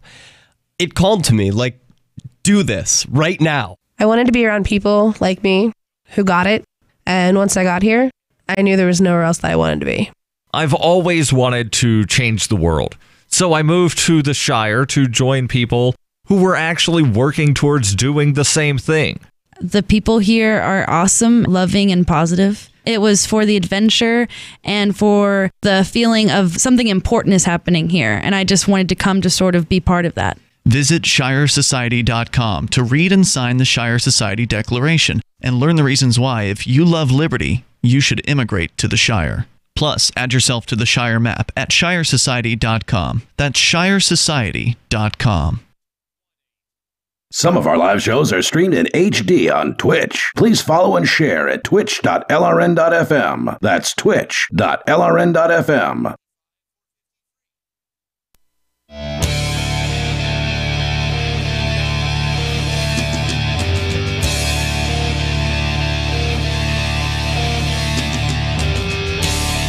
Free Talk Live. It's a live Monday edition. It's Mark with you. Melanie. And Tim Condon. All you have to do is call in, take control of the airwaves. That's what we do here on Free Talk Live. The show is yours to command. A show that isn't, however, is the Tom Woods podcast. A lot of libertarians out there know who Tom Woods is during the Ron Paul campaigns of 2008, 2012. Tom's a New York Times best-selling author. He's written over a dozen books, including The Politically Incorrect Guide to American History, which I have. Since September 2013, Tom Woods has been putting out the Tom Woods Show every single weekday, 1,200 episodes so far. Really, the only show that can stand up to numbers like that is Free Talk Live. We've certainly put up bigger numbers than that. We've been around longer. Then again, Tom Woods, he does a lot of interviews and getting the interviews, that's a lot of off-hour work. It's a lot easier than just looking at the news and saying, yeah, liberty. Yeah, so... He's an actual historian who has actual... We just comment on... just comment on... Don't you have to count his time at Harvard as show prep, too?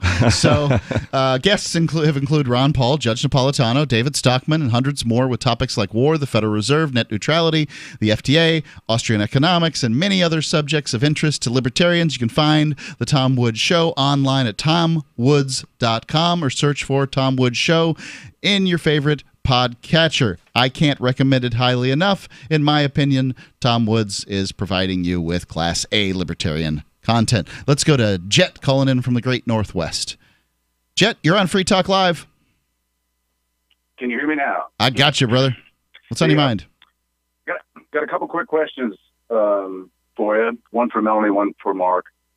Melanie, when you advise people on the tax law, do you instruct the average individual that the U.S. tax law does not apply to them as individuals? No, because the IRS has tanks, and unless my client tells me that they can outfire power the United States Federal Reserve, I do not advise that they do that. Tim? I'm in a former life I was also a lawyer, but I also have done tax work like Melanie, and back in the 1980s, I was a contributing editor to Reason magazine. I was a taxes columnist. I wrote a monthly tax column, and I got a lot of people, telling me that the tax laws were illegitimate. They had been passed illegitimately because Ohio was not a state at the time, and it only applies to gold and silver coins and so on and so forth. And I was and am sympathetic. I mean, we're being stolen from. We have a parasite, elite political parasite class that steals trillions of dollars from the American people and wastes it. But the fact of the matter is, I can tell you that it won't work in court. If they want you, if you take any of those strategies or tactics and try to not pay taxes, and the IRS, and you come to the attention of the IRS, they will destroy you. They will put you in jail. Jet? Okay, yeah, I haven't paid income tax for like over 40 years. But anyway, how many? I want to get 4? on to the question. 40. 40. Oh, 40. 4T, yeah. And thank you for your service. I bought $1 million houses and all kinds of stuff. Anyway, getting on to the next one. For Mark, what is the key to nullifying government? The key to nullifying government is recognizing that it's just a bunch of schlubs like the rest of us. That's correct. To see all people as just other people. And some of those people who wear these fancy uniforms and carry badges are just other people. Right? Correct. So if you see just people, so you see a group of people, in uniform walking down the street in your neighborhood carrying rifles and all that stuff. Sounds scary. Do you perceive them as, your protectors, or somebody who just happens to be kind of taken over? Does it matter what the uniform is? In other words, in this discussion that you guys have had over the last week or so about shooting cops, people keep escaping the concept of it matters what uniform they're wearing. For example, if it were UN soldiers cruising the streets, or if it were Chinese soldiers cruising the streets, we would look upon this situation differently. Agreed. The people in Afghanistan see these soldiers walking their streets, and worse, there's a sniper working for these soldiers who's willing to take out someone who is sitting around eating lunch, watching TV. So I'm trying to get another perspective of the fact that these people, calling themselves cops, are just a foreign standing army walking around intimidating the rest of us. Well, they're not a foreign army, but they're just a violent gang. So it's no difference than if the Crips or the Bloods were walking around stealing 40% of your income and seizing your property and randomly kidnapping you.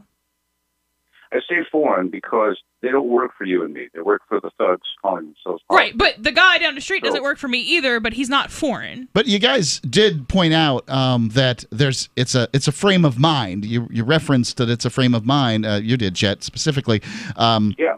That people believe this, that cops have the police officers have legitimacy based on they're just people in a uniform that the government has said have more rights and abilities than the rest of us, and somehow that's pure fantasy. Yeah, meaningful to most of America. That's meaningful in one way or the other.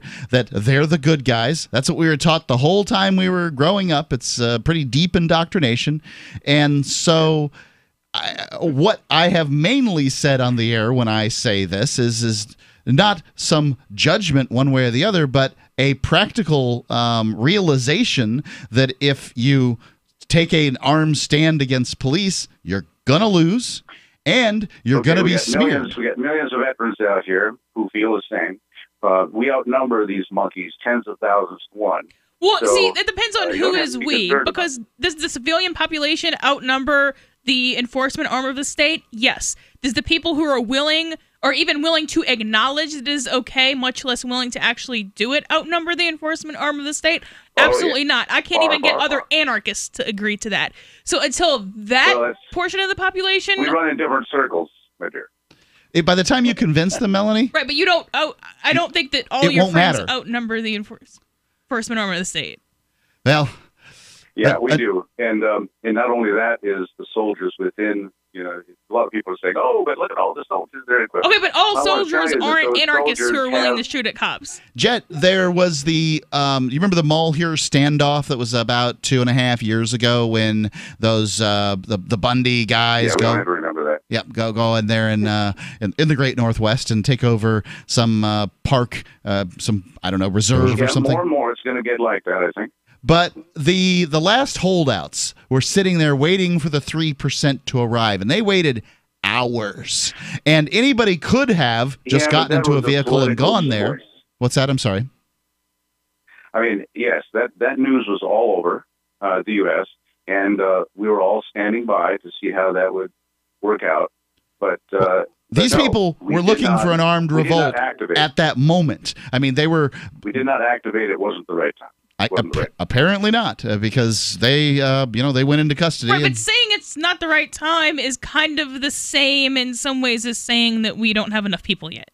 Yeah, I think it's not the right time. And when it is the right time, we won't need to do it.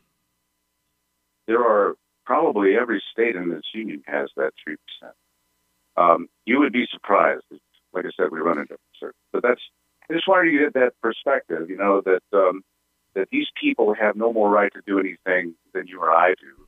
And if we start thinking in this way, and in some cases treating them this way, things will change. And thank God for our application in here to the internet, where we can spread this word. I'm going to work on public opinion towards government generally and try to get it so that people do see that, they're just people like us. They make mistakes like us, and they've got no more, sanctity than we do. 855-450-FREE here on Free Talk Live. The Bitcoin.com wallet is a simple and powerful full-featured wallet that allows you to send and receive Bitcoin, BTC, and Bitcoin Cash, BCH, with anyone, anywhere in the world. It supports both single and multi-signature wallets and is available in multiple languages. The Bitcoin.com wallet is available on Windows, Linux, Mac, Android, and iOS devices. Use the Bitcoin.com wallet to buy, send, store, and receive both Bitcoin, BTC, and Bitcoin Cash, BCH. Learn more at wallet.bitcoin.com.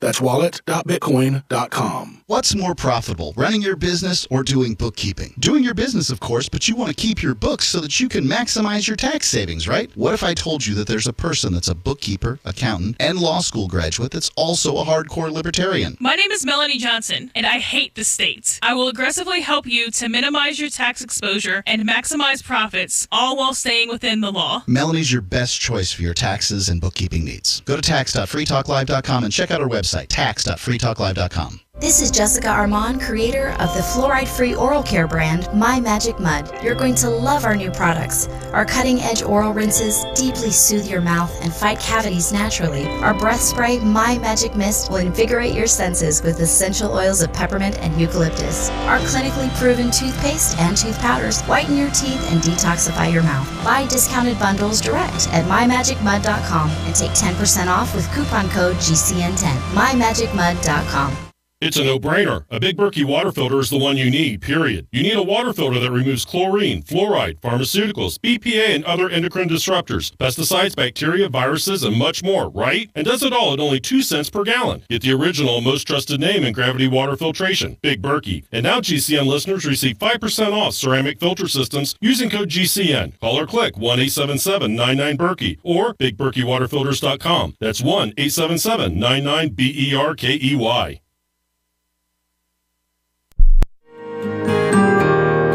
So the protection of life, liberty, and property is what the Free State Project is all about. But it's an effort to move 20,000 people who understand. It's about demonstrating to the entire country that, yeah, we can have a free market, a truly free market. Making it just a freer, great place to live.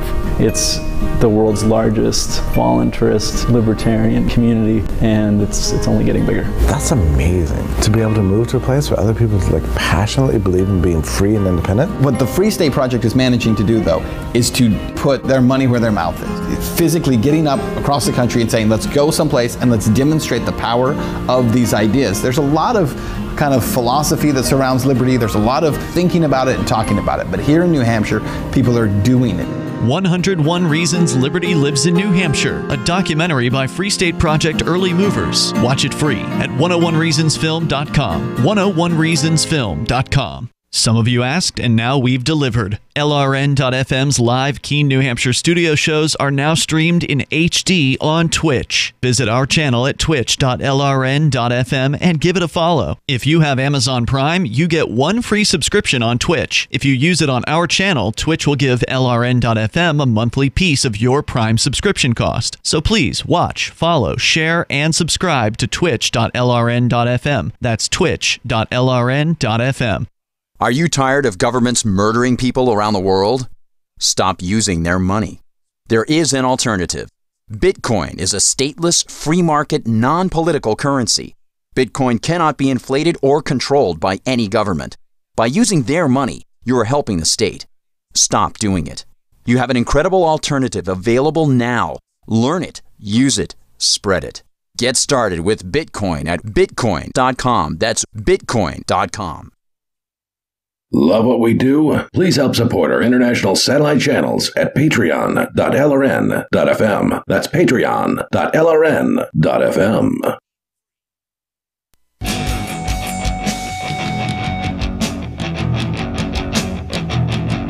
It's Free Talk Live.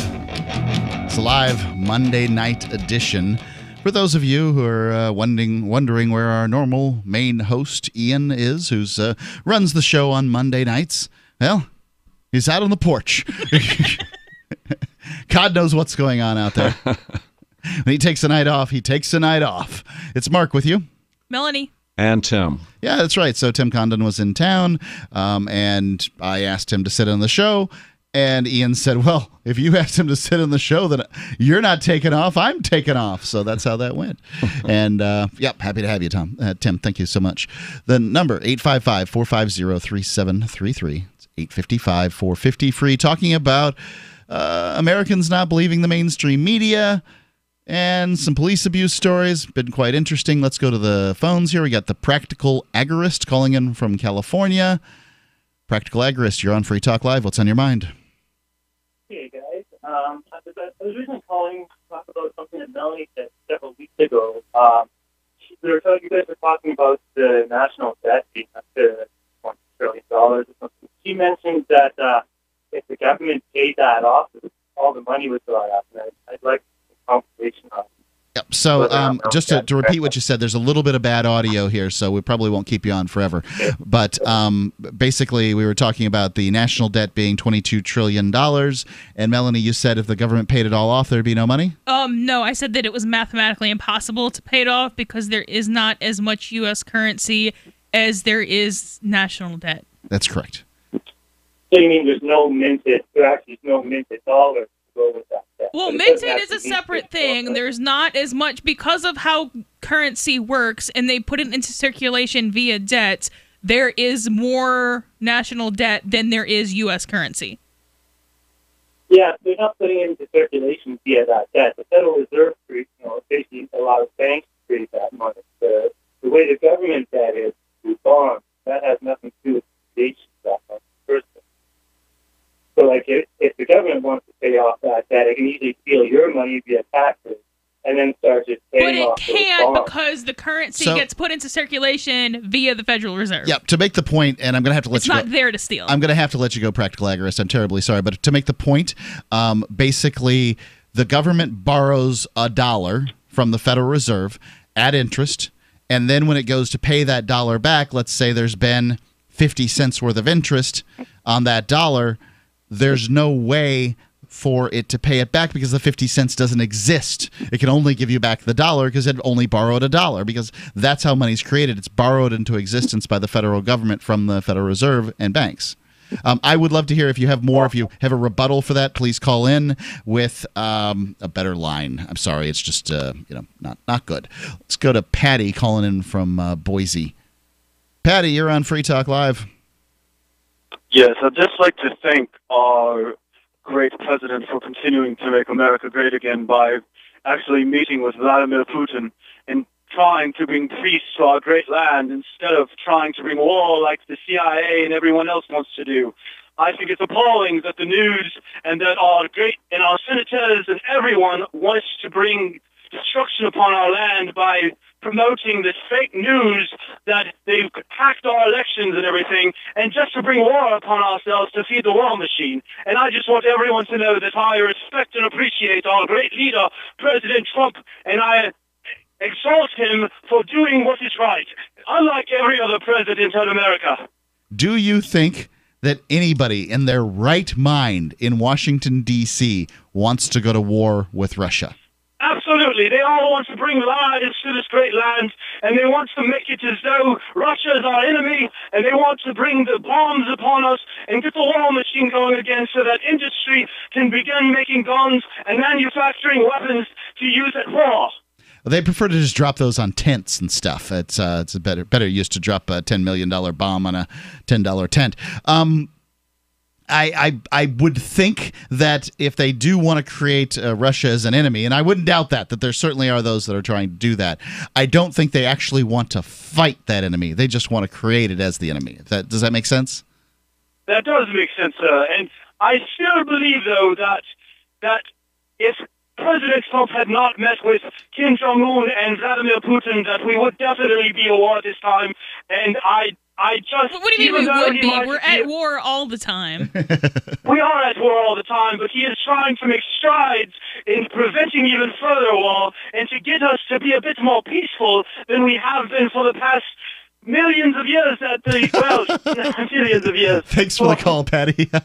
Do we know, by the way, what happened at the summit in Helsinki today? I don't know a thing about what happened other than they were meeting together. I can't imagine we're going to get a breakdown of what those guys talked about. I don't think they were live streaming it or filming it at all, so we'll never know what happens. Well, I mean, the news, the mainstream media will report what they're told to report, but we haven't heard anything about that yet either. Yeah, I haven't got any good story on it. But I guess one of my thoughts on this is, well, what do you think, Tim? Do you think that Trump has been less warlike than some of his predecessors? Yes, absolutely. Okay. He said, we've pretty much cleaned it up in Syria. We're going to pull our troops out pretty soon in Syria. Within 2 days, within 48 hours, they had clamped down on him, and he was forced to walk backwards. Well, I'd like to get the troops out of Syria. I'd like to get out of the Mideast. And he said repeatedly, look, we spent $6 trillion in unending wars in the Mideast over the last 10, 15 years. The longest war in American history is Afghanistan, and it's still going on. What do we have to show for it? What are you possibly going to get? Once the Afghan war's over, what's the booby prize? Yeah. It's not, there's nothing there, and there never is. And that's what I think Americans are just sick of at this point is, yeah, we really wanted to have a team to root for, but there's no goal line here. That may be why Trump was elected, because he said before the election, he said, look, we should get along with Russia. Why do we have to be enemies with Russia? Why do we have to be threatening war with Russia? It would be better to get along than not to get along. And, of course, for that, he's being, crucified by the mainstream media again. Let's go to the phones here. We got David calling in from San Francisco. David, you're on Free Talk Live. Yeah, how are you? I'm certainly a fan of trying to pull apart the Federal Reserve, but back around that time, I think I've mentioned this to you before. In 1914, we got sucker punched in two different ways. Congress got limited to 435 members, and the Federal Reserve was created at the same time. Don't forget the income tax. 1913. Yeah, the income tax was basically to cover up for the inflation caused by the Federal Reserve. Yeah, and that's probably true. And one of the things that happened, and this is why I'm a little skeptical about some of the various plans for how to deal with this. Currency speculators helped create World War I. Can you tell me how that happened? Yeah, it's basically that you know how today on Wall Street there are algorithms that take advantage of highs and lows on the stock market, and people will do a buy and a sell in a matter of moments, and just catch, that brief interlude of highs and lows. Right. So if you think about that with currency speculators back, when everything was done on a whisper as opposed to on Internet, there were only a few different people that did it, but every nation had its own exchange rate. So Hungary might have one exchange rate with Italy, but they might have a different exchange rate with Germany, with France, with England. Yep. And so these currency speculators would praise a country, curse a country, praise a country, curse it. And they did it for months, and basically created the popular myth is that because this Archduke Ferdinand got shot, there were treaties between nations that were so intertwined that it forced war to happen. Well, when you realize that the Archduke was really a rat and nobody liked him, and he was he's a bad drunk, a bad gambler, he cheated on everybody, and there wasn't a single person in the world that gave a rat's patootie about him, there was no reason for a war to happen. But secretly in the background, there were currency speculators that were causing these treaties to be raised and slandered, praised and slandered. And so it took weeks, it took months, but eventually all of these treaties were the excuse for going to war, but it was because of the praising and slandering. Huh. And I have never heard that, and I'm going to take a look at it. I'm very, I find World War I to be very interesting, and I wouldn't doubt it at all. It's basically a pump and dump, right? Pretty cool. Yeah, thanks for the call, David. Of nations, yeah. Yeah, indeed. 855-450-3733. It's 855-450-FREE here on Free Talk Live, or Skype, username LRN.FM. If you or anyone you love has been diagnosed with lung cancer, asbestosis, or mesothelioma, your diagnosis may be the result of job-related exposure to asbestos, and you may be entitled to compensation. Over $30 billion in trusts have been set aside for individuals who have been affected by asbestos exposure. How do you protect your rights and get the compensation you deserve? Call Capital Legal Group now at 800-400-LUNG. Capital Legal Group is one of the nation's resources for settlement of lung cancer and mesothelioma cases. Law firms have successfully recovered over $2.7 billion for their clients in all 50 states, and claims have been paid in as little as 60 days. If you or a family member were diagnosed with lung cancer, asbestosis, or mesothelioma, call Capital Legal Group now at 800-400-LUNG. We'll open a no-cost case review on your behalf. A history of tobacco use or cigarette smoking will not disqualify your case. Visit 800-400-LUNG.com or call 800-400-LUNG. Call 800-400-5864 now. That's 800-400-LUNG.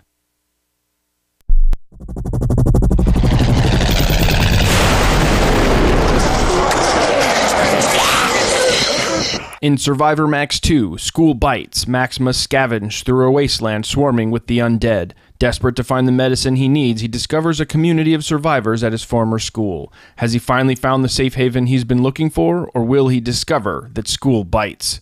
Look for Survivor Max on Facebook, read reviews on Amazon, and read Chapter 1 at SurvivorMax.com. Here's a chance to do a little activism while you're cruising Facebook, Twitter, or Google+. Between the LOL cats, the recipes, the hot girls, and the inspirational sunrise memes, Free Talk Live's posts pass by your newsfeed. Like them, comment. It gives us more exposure. If you don't see our posts, click like at facebook.freetalklive.com and then hover over it to click Get Notifications. It's an easy way to spread the ideas of liberty a bit further. I know you're busy, but you can spare that 1/10 of a calorie it takes to click on something. Facebook.freetalklive.com. You're listening to the live edition of Free Talk Live. Hour number 3 is next after the news here on the Liberty Radio Network at LRN.FM. From Keenan, the Shire, the Liberty Media capital of the world, this is Daryl W. Perry, host of FPP Radio News for Monday, July 16th, 2018. Silver is trading at $15.79 per ounce. Gold is valued at $1,242 per ounce. Zencash is trading at $21, and the average price of Bitcoin is $6,610. Antiwar.com reports released on Sunday. A new report from the UN Assistance Mission in Afghanistan says 1,692 civilians were killed across Afghanistan in the first 6 months of 2018. This is the highest death toll for a half a year since the UN started keeping track. Interestingly, the same report showed a slight decline in overall casualties among Afghan civilians over the same period. This suggests the attacks are deadlier, but leaving fewer survivors overall. It is particularly noteworthy that this half year set a new record as it came with a multi-day ceasefire in June, during which fighting nationwide ground to a virtual halt. This increase in deaths is seen as being driven at least in part by a substantial rise in suicide attacks that included some very large-scale attacks attributed to the Islamic State. The UN found that over half of the casualties from suicide attacks were from those launched by the Islamic State, underscoring the group's growing influence in the country. Zencash is the world's first private, distributed, and reliable platform for communications, transactions, and publishing. Zencash has the ability to use both transparent and shielded transactions, with shielded transactions using zero-knowledge proofs. Zencash features global governance with inclusive decision-making, reliable funding for continuous improvements, and documentation and wallets in many languages that are available for Linux, Mac, Windows, and Android devices. Learn more at zencash.com. That's zencash.com.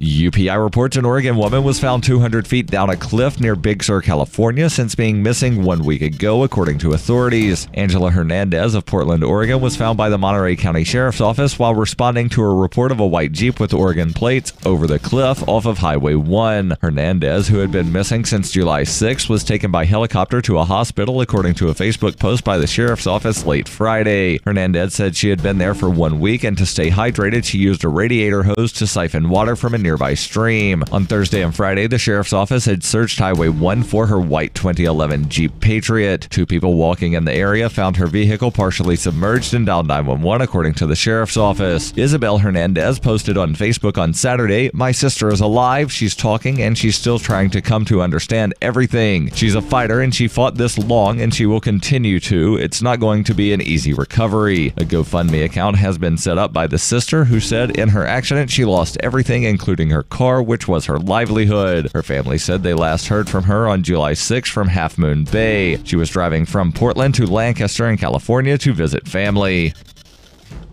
Are you an advocate for free market money? Do you promote Bitcoin as an alternative in a fiat-centric world? Then you need Spendabit in your arsenal, the search engine for things you can buy with Bitcoin. Spendabit aggregates millions of products from thousands of Bitcoin-enabled merchants. Keep your money in the free economy. Visit spendabit.co today. Bitcoin merchants, ask about our merchant suite to reach even more customers. Spendabit.co.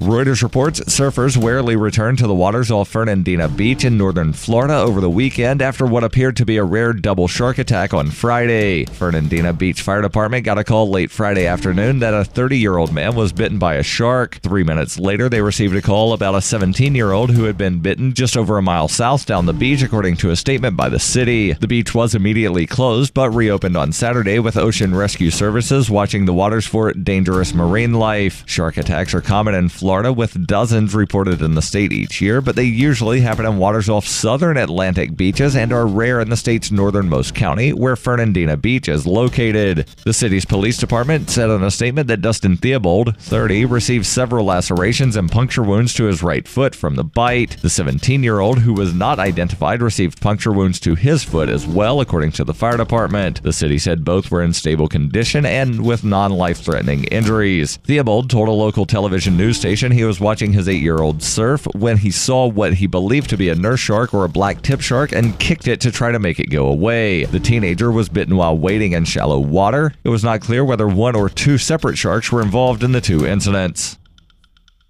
This has been FPP Radio News. Online at fppradio.com. Last month, the FDA approved Hallucex, a new class of weight loss drug that helps users avoid overeating by producing nightmarish hallucinations whenever food is around. Hallucex targets the brain's cerebral cortex, stimulating the centers responsible for fear and visual processing. Test subjects reported an unprecedented decrease in appetite and showed dramatic weight loss, with only 18% reporting night terrors or subsequent cardiac arrest. It's designed to make fatty and sugary foods even scarier. An apple just looks like it has fangs, but a milkshake will threaten you and your family by name. Earlier incarnations of the drug proved to be too powerful and produced mental states in which test subjects no longer believed that food had ever existed. An unshakable belief that the subject had to eat all of the food on the planet in order to prevent food from rising up and destroying the human race. No, you don't understand. I have to do this. Or the conviction that food could be negotiated with diplomatically. With the Lab Report, I'm Aisha Patel. This is the Onion News Network. Free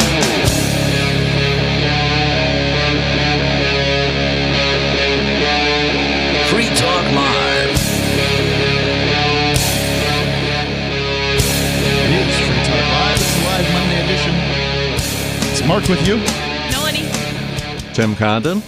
You can call in and talk about whatever is on your mind. We have been across the board tonight, and it's going to get weirder. I got something new for you.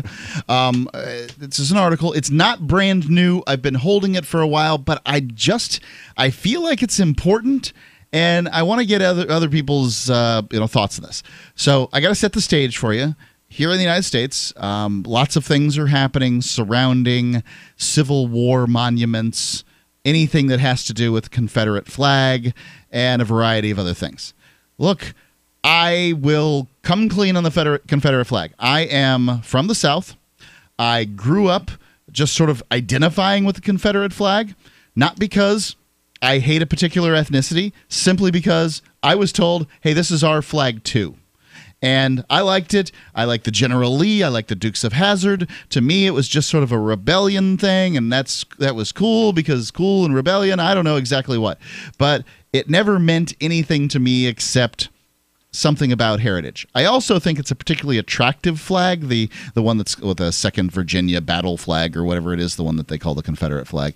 I think that the actual Confederate flag of the Confederate States of America, kind of boring and could get confused with Texas or maybe Puerto Rico.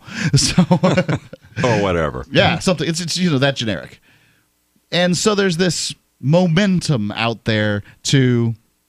You could call it rewrite history. You could call it removing, hate speech. You can call it whatever you want. That's fine. I'm not making a judgment, but I will say that it's there's a path, right? There's a slippery slope there. Now the slippery slope is called a logical fallacy because just because something happens doesn't mean other things will happen, but sometimes they will.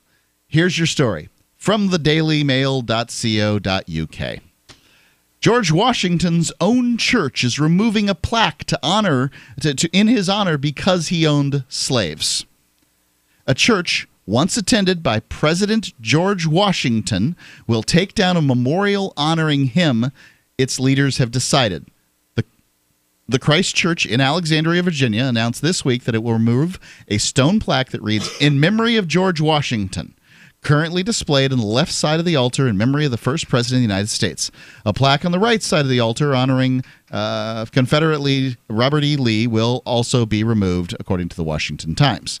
And if you get a chance to read sort of comparisons between Robert E. Lee and General Grant, Ulysses S. Grant, when it came to slave ownership, people owned slaves at the time.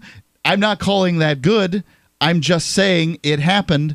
And to particularly vilify one side over the other gets a little murky because the reality of slavery wasn't as cut and dry as them Southerners thought it was great and them Northerners thought it was awful.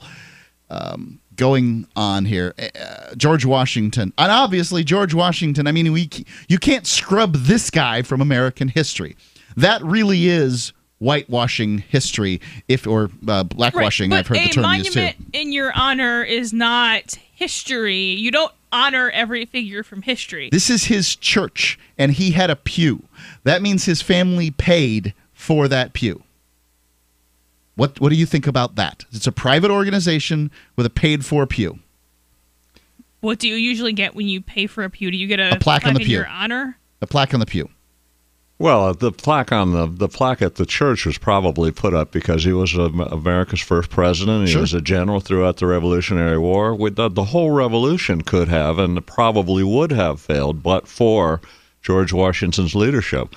They wanted him to be king. They asked him to be king. And he said, "We're not going to do it that way. Everybody had a king in those days. How are you going to have a country without a king? No, we're not going to do it that way." And after he was elected and president 2 terms, he says, "No, I won't run for a 3rd term. I don't want to.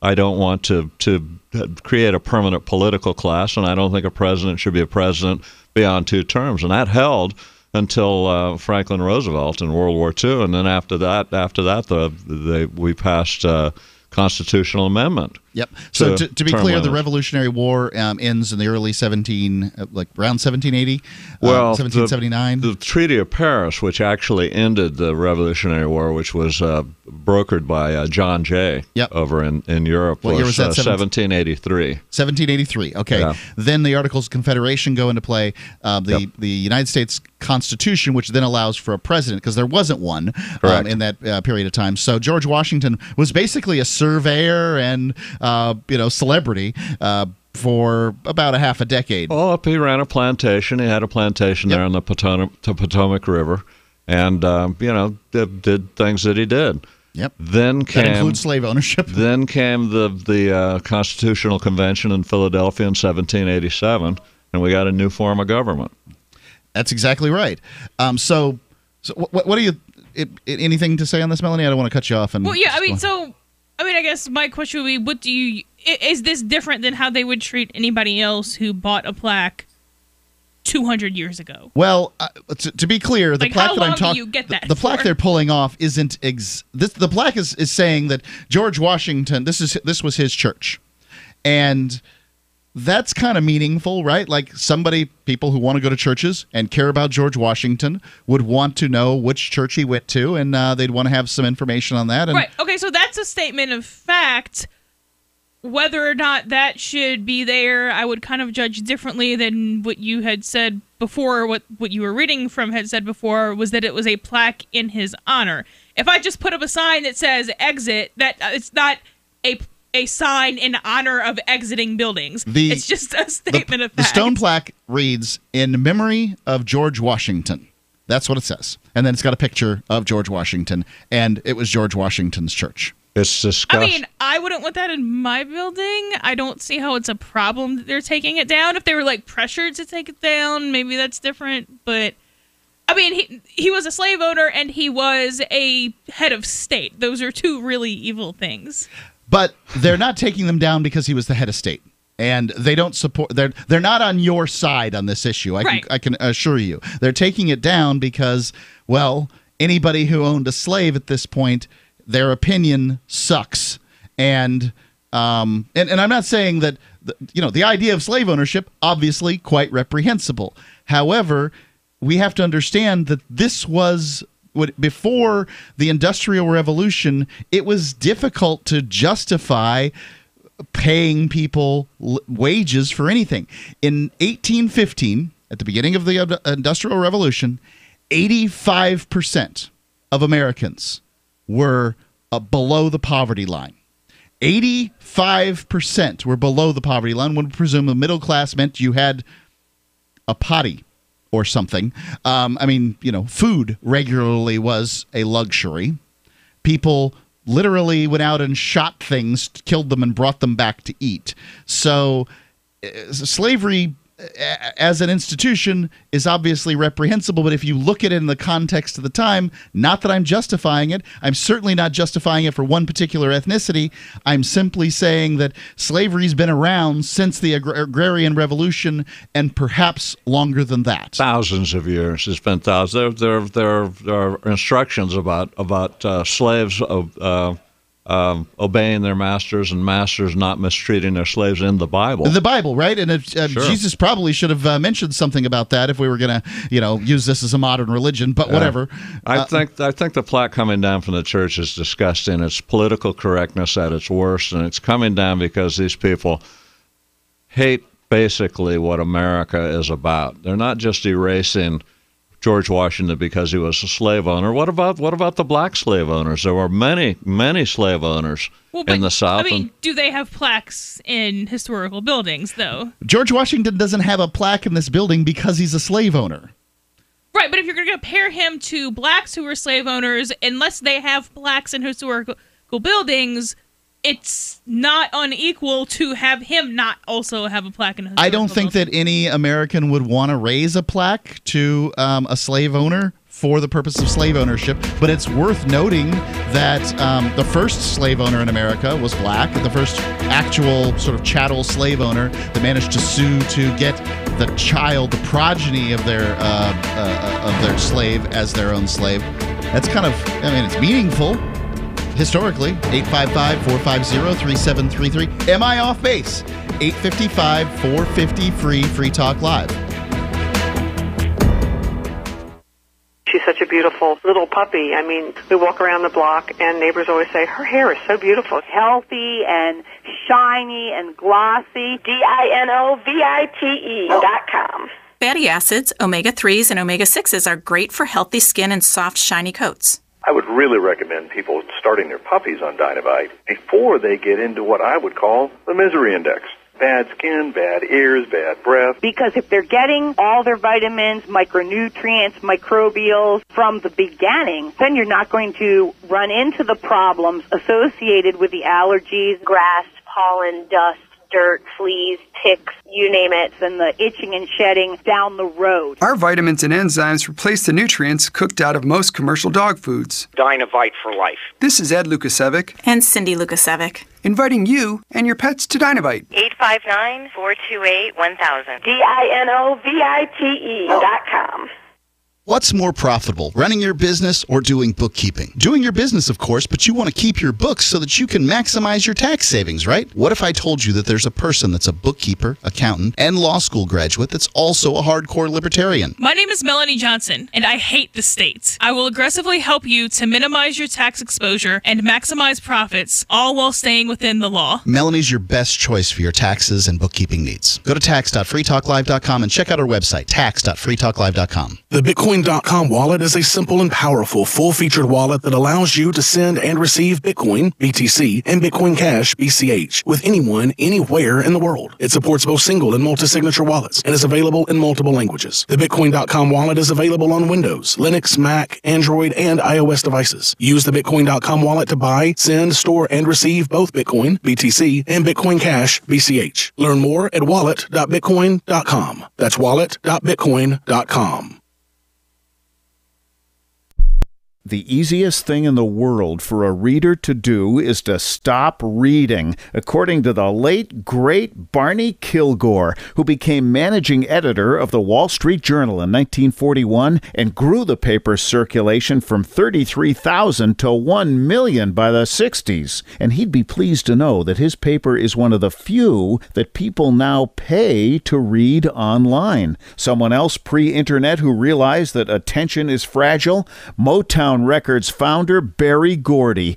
In the early 60s, when his label dominated the charts, he'd bring a dozen real people into the Hitsville, USA studios and audition songs. And he'd ask, if you were down to your last dollar, would you spend it on this record or would you buy a sandwich?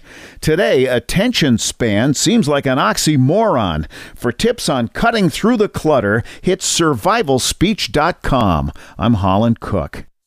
So you've heard all 3 hours of the latest episode of Free Talk Live, and you're still hungry for liberty-oriented audio content? Did you know that we have another 24/7 audio stream at LRN.FM? The Liberty Radio Network airs the latest episodes of some of the best liberty-oriented podcasts on the internet around the clock. In addition to recorded content, you'll also hear live shows like Free Talk Live, originating from our Keene, New Hampshire studio. So listen anytime at LRN.FM. That's LRN.FM. I love My Magic Mud. I drink a lot of coffee. I had stains on my teeth. Then I found My Magic Mud, and I was told it would remove stains. So I paid attention when I brushed the first time. My Magic Mud is black tooth powder, and the difference it made in my teeth in one application was noticeable. With 4, my teeth were as white as you normal folks out there. Please go to mymagicmud.com and buy a jar. There's 150 applications for $25. You can use Bitcoin, mymagicmud.com. This is the Liberty Radio Network, broadcasting the latest liberty-oriented audio content 24 hours a day at LRN.FM.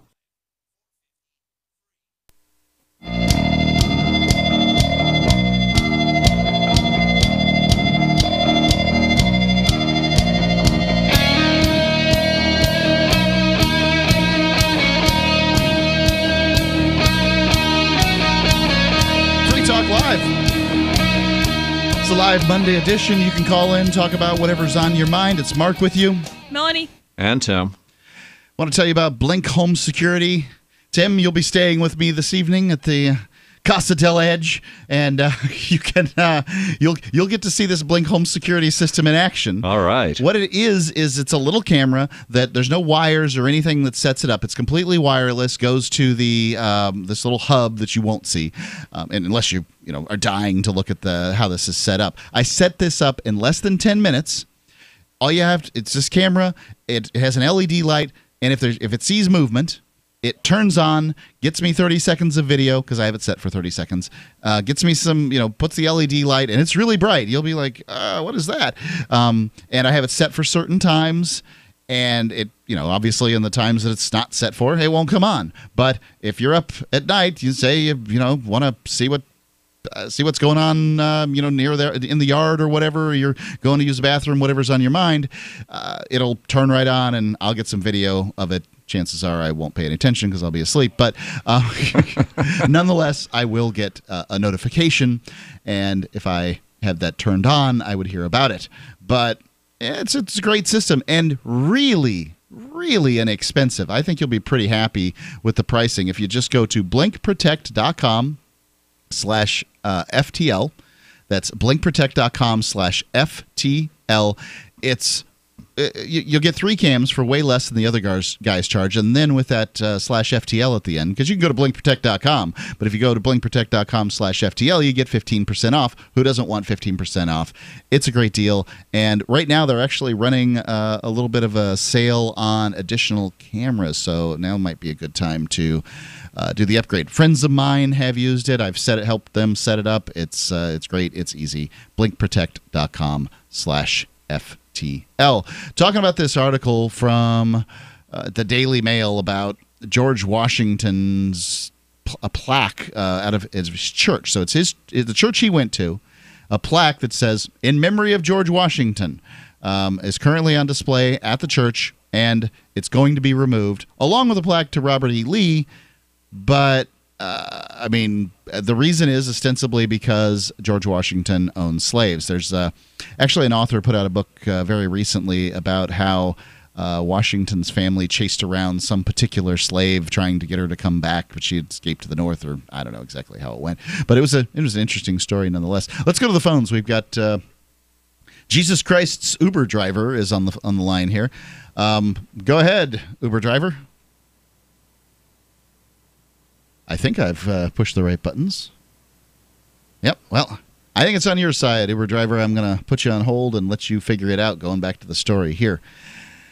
So the plaques in our sanctuary make some in our presence feel unsafe or unwelcome. Some visitors and guests who worship with us choose not to return because they received an unintended message from the prominent presence of the plaques, said church leaders.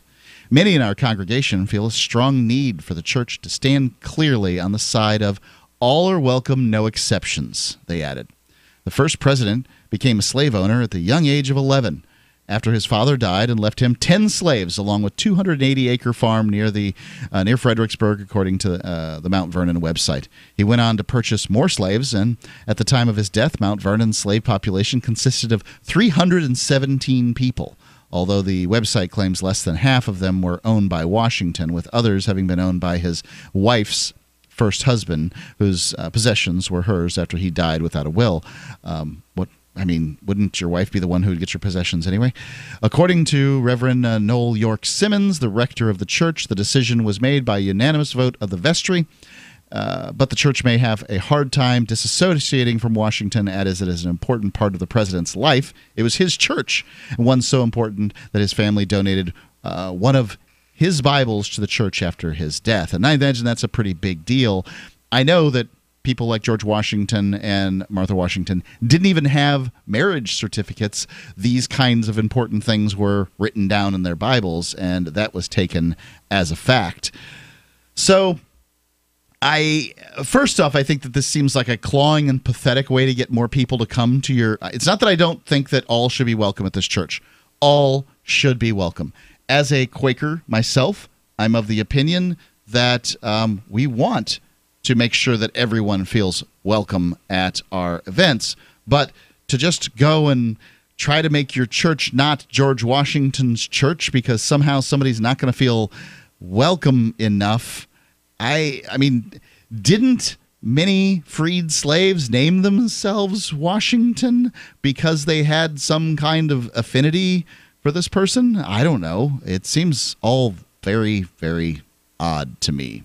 Well, if we're going to go down that particular path, don't you think we should perhaps consider renaming the state of Washington? I mean, it's named after our first president and the general who led us in the Revolution. And Washington, D.C., maybe we should consider erasing that name, too, because after all, he was a slave owner. Well, maybe we should rename it after we dissolve the state. Renaming the names of... I mean, I don't think we should name Thursday because it implies that we worship the god of Thor. It's the name of a thing that is already established as the name of that thing. This is already established as George Washington's church. Well, it's not George Washington's church. It's a church that George Washington went to. When George Washington became the first president of the United States, this became George Washington's church. I mean, there's no really way to disassociate it. If I was a George Washington fan, I'm not. I don't really think that much about him. There's no redeeming qualities. It's not like he did this other good thing, but he did this really heinous thing too, and we're going to he owned slaves, and he helped form a government, and he ran a government. He could have chosen to make a monarchy, as Tim pointed out briefly. I think that might have been preferable. There are some libertarians that believe voting? that. What's that? Do you want average people voting and deciding what happens? That's insane. So I know that about 2.5% of the electorate, as it was listed on the website that I looked at, 2.5% of the electorate voted Washington in. And at the time, the electorate had to be white, 21, and own land. So he wasn't exactly an advocate for it. He wasn't Andrew Jackson, the first Democrat, advocating that everybody should be able to vote. Yeah, so there's a better argument for voting only for landowners. I don't know that quite gets you there, because you want people who vote to... If you're going to have a state that's going to oppress everyone, you want to have the people making decisions at least understand basic concepts of how a thing should be run to just not, I don't know, become completely insolvent or something like that. I find the voting conversation difficult. Like, if you had a ship full of retards, which retards should be able to decide what direction the ship goes? I don't know, because none of us are wise enough to be able to live someone else's life. You get one life, and you shouldn't have a say on how other people live theirs. They should have to deal with the consequences of their actions. But voting is, who gets to vote and who doesn't. I think that's a done decision. It's like, arguing 17th century politics. 855 450 Free Talk Live. If you like alkaline water, or know someone that does, you're going to love the Dillon Living Water Bottle. It creates alkaline water on the go while reducing plastic waste and saving you money. Made with surgical-grade stainless steel, the Dillon bottle increases the pH up to 9 to deliver both alkaline and antioxidant water anywhere you want it. Alkaline water is healthier, tastes better, and can even boost energy. The Dillon bottle makes it easy and affordable to be healthy and achieve optimal hydration. Get your Dillon bottle today at dyln.co. That's dyln.co. This is Jessica Armand, founder of My Magic Mud. Our team helped organize a successful effort to remove fluoride from our city's water supply. This is our passion. My Magic Mud Oral Care purifies and brightens your smile naturally.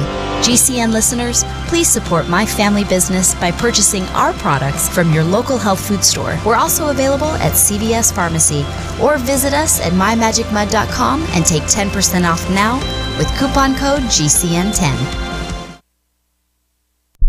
Free Talk Live, the show where anyone can call about whatever they want. And we do mean anyone. No, I can understand the time cue, but what I know is wiser than anything else. Like God created one day, I've created 4 simultaneous days in one rotation of Earth. At what point did you become the wisest human, Gene Ray? Well, I've learned everything. When you know everything, there's nothing to know. Okay, well, now, you said you're getting ready to write a book on it. When can we expect to see it? No, I don't have a publisher yet. A lot of morning touch it, and so... you touch it in the morning? Well, sometimes, not much. Yeah. How old are you, Dr. Gene Ray? I'm 78. Well, I told this black lady down in St. Pete, I said, when you die, you're going to come back as a white person. I said, I'm going to come back as a black person. I'm going to hate you honkies. Free Talk Live, 7 nights a week from 7 to 10 Eastern, live on the Liberty Radio Network at LRN.FM. So you've signed the Shire Society Declaration and are planning your move to New Hampshire to be around more liberty-oriented people. Next, sign up for the Shire Society Forum at forum.shiresociety.com. There are a bunch of people there who are already in the Shire, and they want to meet you. If you're already in the Shire physically, you should also come by the forums. Remember, not everyone uses Facebook. New people are signing up for the Shire Society Forum every month, so drop in and say hello at forum.shiresociety.com. LRN.FM is proud to announce our official listening apps for Android and iOS devices. Now you can easily tune into our streams anywhere, anytime on your smartphone or tablet. Just visit apps.lrn.fm or search for LRN.FM in the Android or Apple app stores. Please download, rate us 5 stars, then share the link on your social media and let your friends and family know how you're listening to LRN.FM. Download it now, free at apps.lrn.fm. Is spreading the message of liberty, cryptocurrency, and peace around the globe worth $2 per month to you? As you may already know, in addition to our internet feed, LRN.FM broadcasts on free-to-air satellite across North and Central America, as well as Sub-Saharan Africa. And we've been available on satellite for free 24/7 since 2010. The LRN.FM free-to-air satellite signal is reaching some of the most oppressive regimes in the world, and there's no doubt our ideas are making an impact. You can learn more about the channel's impact by watching the 3-minute video at fund.lrn.fm. If you'd like to help free minds globally with our ideas of liberty, cryptocurrency, and peace, you can donate as little as $2 per month via fund.lrn.fm. You can help us continue and expand our satellite broadcast to multiple continents. Visit fund.lrn.fm today, and thank you for your help. Don't forget to share the link on social media. That's fund.lrn.fm. You can sign up to receive the latest about the Liberty Radio Network via our email updates at updates.lrn.fm. That's updates.lrn.fm.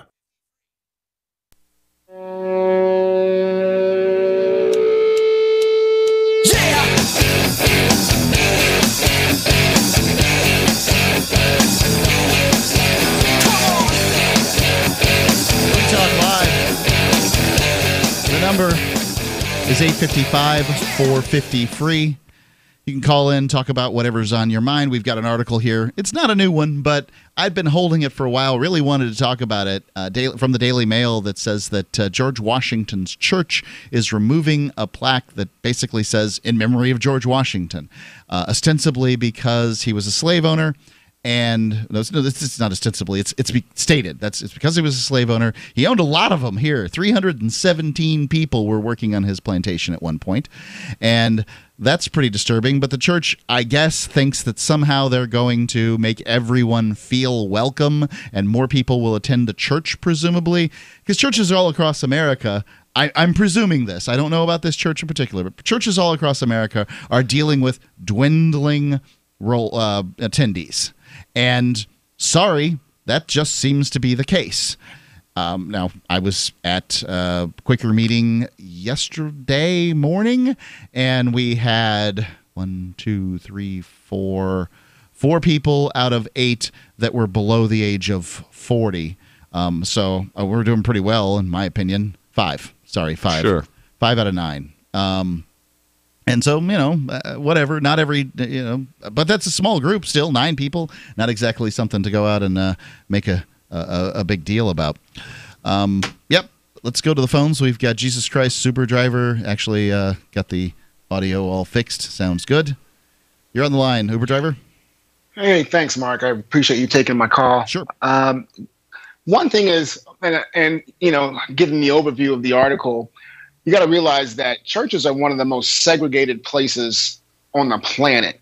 You go into a black church, you're going to see mostly black people. And you go into a white church, you're going to see mostly white people. I mean, churches are just, it's one of the places that we self-segregate. How do we fix that?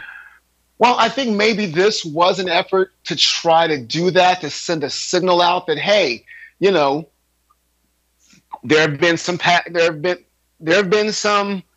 let's call it less than glorious moments in American history. Oh yeah. And we want you to know that, hey, we are trying to be all welcoming. It's just, you know, it's one. I think this as by itself is probably nothing big to, you know, toot your horn about. But if they're doing this with other programs, trying to get a mixed, diverse crowd, and as an atheist, I can say I honestly support it. Anytime we're doing something as a culture, bringing people together, I'm for it. But just as a little side note, I wanted to correct you. Yes. You were talking about Anthony Johnson as the first slave owner. He wasn't. There was actually a documented slave trade going on from Barbados to Boston 20 years before that. Oh. He was only the first. Yeah, he was the first legally recognized slave owner because he sued to get a slave back. Really before there was an American, organized judicial system. But he was one of the first people to have his ownership of a slave legally documented. And I find it's funny that, not a little side note too, that, we're saying, oh, it's not that bad. Or, okay, I'm not saying you said it was not that bad. Slavery is horrific. It's horrific. And I don't think it's horrific. But so is freedom. I mean, at the same time. Yeah, okay, but, to say Washington had good points. It was. Well, you ever worked on a whaling ship? You have any idea what that might have been like? It was horrible. I mean, what happened in the I mean, look, being able to decide where you're going to starve is certainly preferable than having to starve in one particular place. Or if you're smart and there's freedom, so you're not living under a pretty bad country, then you can not starve. Lashes were meted out whether you were, working for somebody. They whipped people who just worked there. I mean, it was the understanding of what labor is not developed the way it was today. Please go ahead, Uber driver. Yeah, but your children were born into it as well. I know, it's awful. You might. But your children were born into poverty, and they were born into a very segmented, hierarchical state. You better call that guy sir, or you may very well be cuffed in the street. Hey, I'd rather be a poor peasant than a rich slave. Yep. Well, I don't know what the hell a rich slave is. Maybe.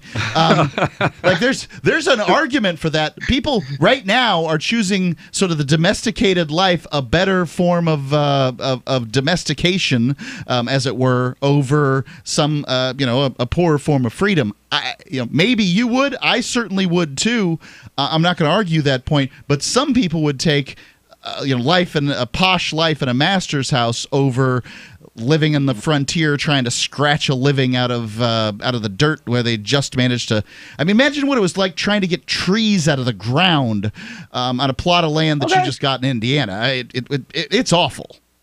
I imagine that's hard, but it's not as hard as watching your wife get raped by master. You know what I mean? The best. That's the very best one, right? There's this story where I got to see this letter from this slave owner who's like writing letters to his old slave in Canada, and he's the old slaves, he's dragging him on, leading him on with these letters, like, maybe I'll come back. But I really want to talk about how you beat my 2-month-old child for crying, and how you had sex with my wife and things like this. This is, I mean, I'm surprised that there were even things like wives in these circumstances.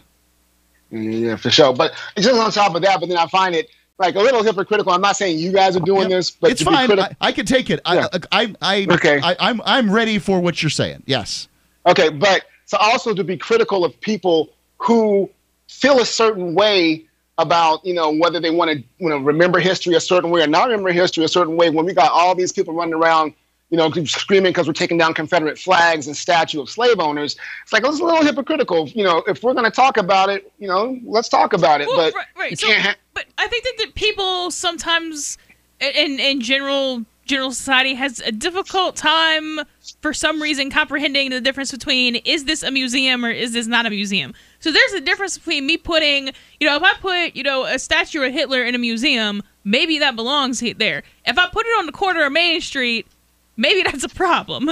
So, well, I can tell you, having lived in Germany, it's very glad. I'm glad you brought that point up, because if you go to Germany, you won't find Hitler anywhere. Yeah, he's been washed. He's been no museums, no sons named Hitler. You won't find him there.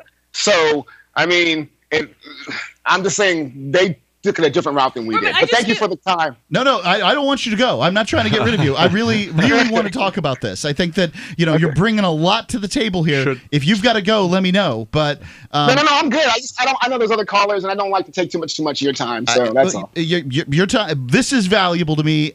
So I'm willing to concede. As a Southerner, I'm willing to concede things like, all right, you find the statues of Civil War generals to be upsetting. I don't. But I get it.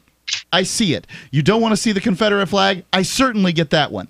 Whereas I like the Confederate flag, I like the way it looks. I wouldn't stick it on the back of my car because I know that it would make somebody that I would likely want to call a friend feel bad. Somebody out there would feel bad about that sticker, and they'd make judgments about me based on that sticker. So I wouldn't put it there.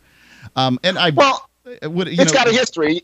It's got a history for a lot of people. For myself, and whenever I see that flag, takes me back to 1976 when there was a Klan march outside of Topeka, Kansas, when I was a 6-year-old kid, and they're marching down, my grandparents telling me to get in the basement so I wouldn't see it. And then they lied to me as I peeked out the window. They told me, they're playing cowboys and Indians out there. Okay, but why do they all have on white cloaks? I mean, as a 6-year-old, you're trying to figure stuff out. And then you realize 20 years later, they were just trying to shield me from a Klan rally that's going right down my street. Well, yeah, and so if I had... And I understand why they might want to shield you from that. If I had a museum of flags, I would put a Confederate flag in it. I wouldn't fly any state flag, first of all, but I have no attachment to a flag that's historical to a place that I chose to leave on purpose. That makes no sense to me whatsoever. If I liked it down there, I'd be down there. So why, learning history is different than kind of worshiping history, which is what I think people get real close to when they have flags of conquered nations in their house and in their car. 100% agree.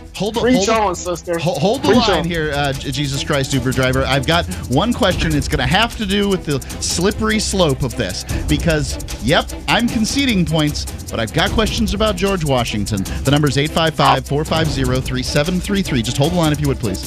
855-450-FREE. Free Talk Live. Does your dog itch, scratch, stink, or shed like crazy? Come to Dynavite for help. Order a 90-day supply of Dynavite. Pick up 2 bottles of Lico Chops, get the 3rd bottle free.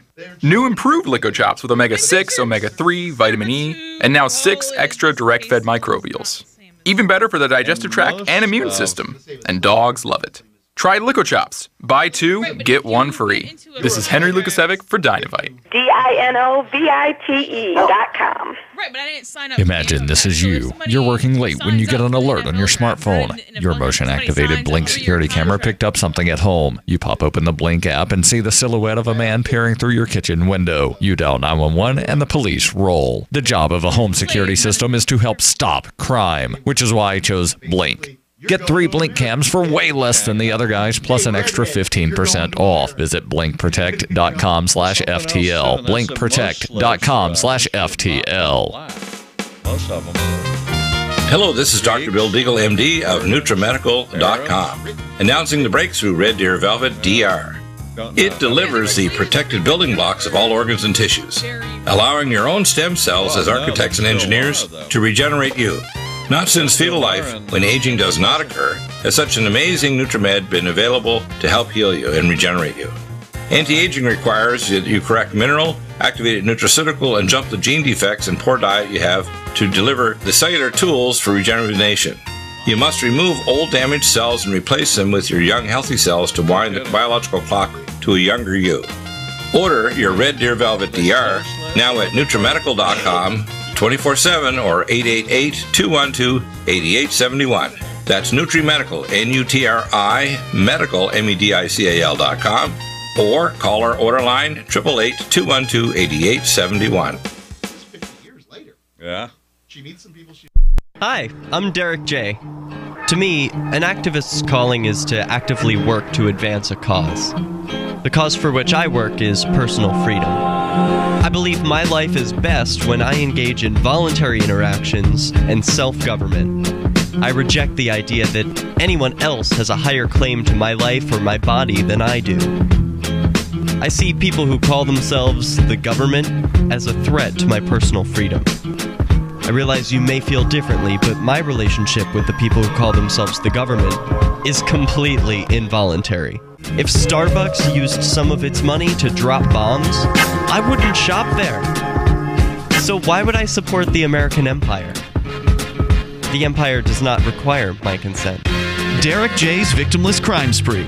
Watch it for free and order the Director's Cut DVD at victimlesscrimespree.com. That's victimlesscrimespree.com.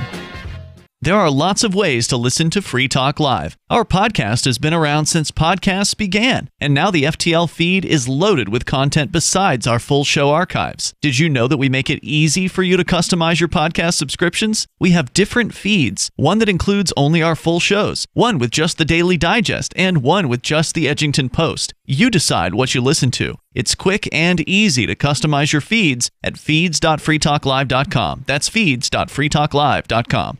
The new 4th edition of Healing Our World, The Compassion of Libertarianism, will take your understanding of liberty to a deeper level and has over 1,300 updated references, new cartoons, and a foreword by Dr. Ron Paul. With discounts for multiple book purchases, the 4th edition of Healing Our World is a great gift for the liberals, pragmatists, environmentalists, and Christians in your life who think libertarianism is cold-hearted. Get yours today at healing.freetalklive.com and use promo code FTL for a $5 discount. What's up next? Visit the Liberty Radio Network program guide to find out at shows.lrn.fm. That's shows.lrn.fm.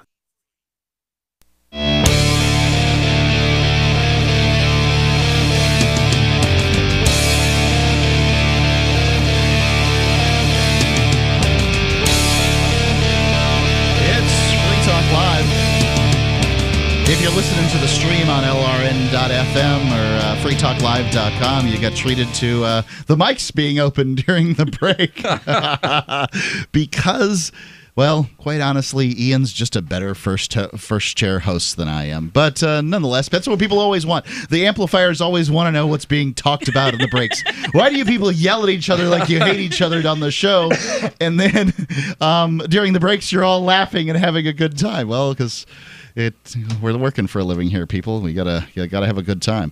Check out, speaking of the amplifiers, check out amp.freetalklive.com. These are the people that make it possible for Free Talk Live to spread the message of liberty, give platforms for people to talk about this really divisive issue. Where are you going to find on talk radio talking about slavery as it existed, the George Washington having his plaque taken down in his church, and then having Jesus Christ's Uber driver calling in, whom I'm presuming is black. I don't know that you stated it, but you certainly made it seem like you were.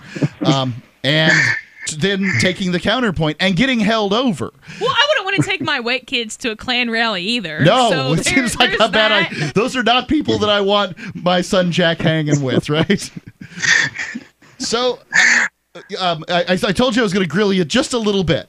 Okay. Jesus Christ Super Driver. So, and admittedly, you got the high ground here. Like I'm charging up a hill. It's not going to be easy.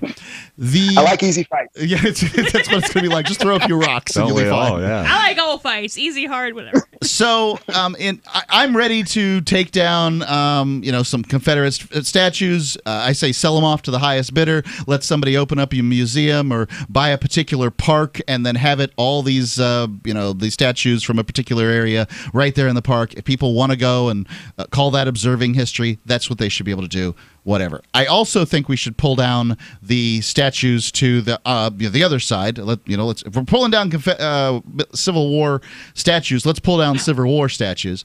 But what the natural question would be from somebody is are we going to completely whitewash history and remove people like George Washington from history because he owned some large number of slaves? And there's some pretty yucky stories about him chasing this one particular slave of hers. I think her name was Tilly is what's coming to mind, but I could be wrong on that. But he had 317 people he was treating like livestock at one point. But he's also George Washington. What do you think we should pull down all the statues of George Washington? Okay, so obviously our first president of the Union, of the United States, our very first president, it's going to be pretty much impossible to do the Hitler, whitewash Germany did, style. It's going to be impossible to do that. But let's tell the entire story. I grew up to George Washington could never tell a lie, and he could chop down the cherry tree, which is we don't made tell up. About, right? Which is made up. And I'm sorry, what was the ma'am? I forget your name. The young lady who's on the show right now, Melanie. Melanie, can I also applaud you for your statement about flags? Because I'm a veteran and I hate flags. Okay. It's so random that you're born on one particular plot of land, and then you find some civic pride in that. It, to me, is funny. Like, it's just random. So, it's weird. Anything that you didn't actually accomplish yourself, taking pride in, is weird to me, period. Also, since this is a church, my fiance, who is religious, doesn't think that any status symbolism, flags, whatever, should be in a church, period. So whether it was a slave-owning status or a non-slave owning status, why does this need to be in a church in the first place? I don't understand, but it's not my thing. So agreed. And I'm sorry. Go ahead. Yeah. Yes, I guess the point I want to make is that slavery existed in a time when the economy was very immature, hadn't developed so slavery ends in the United States in 1860s. The Industrial Revolution was in 1815. And I think that it would have been driven out just by wage labor over time anyway, because you have to take care of these people, provide medical care and things like that in order to protect the quote-unquote asset.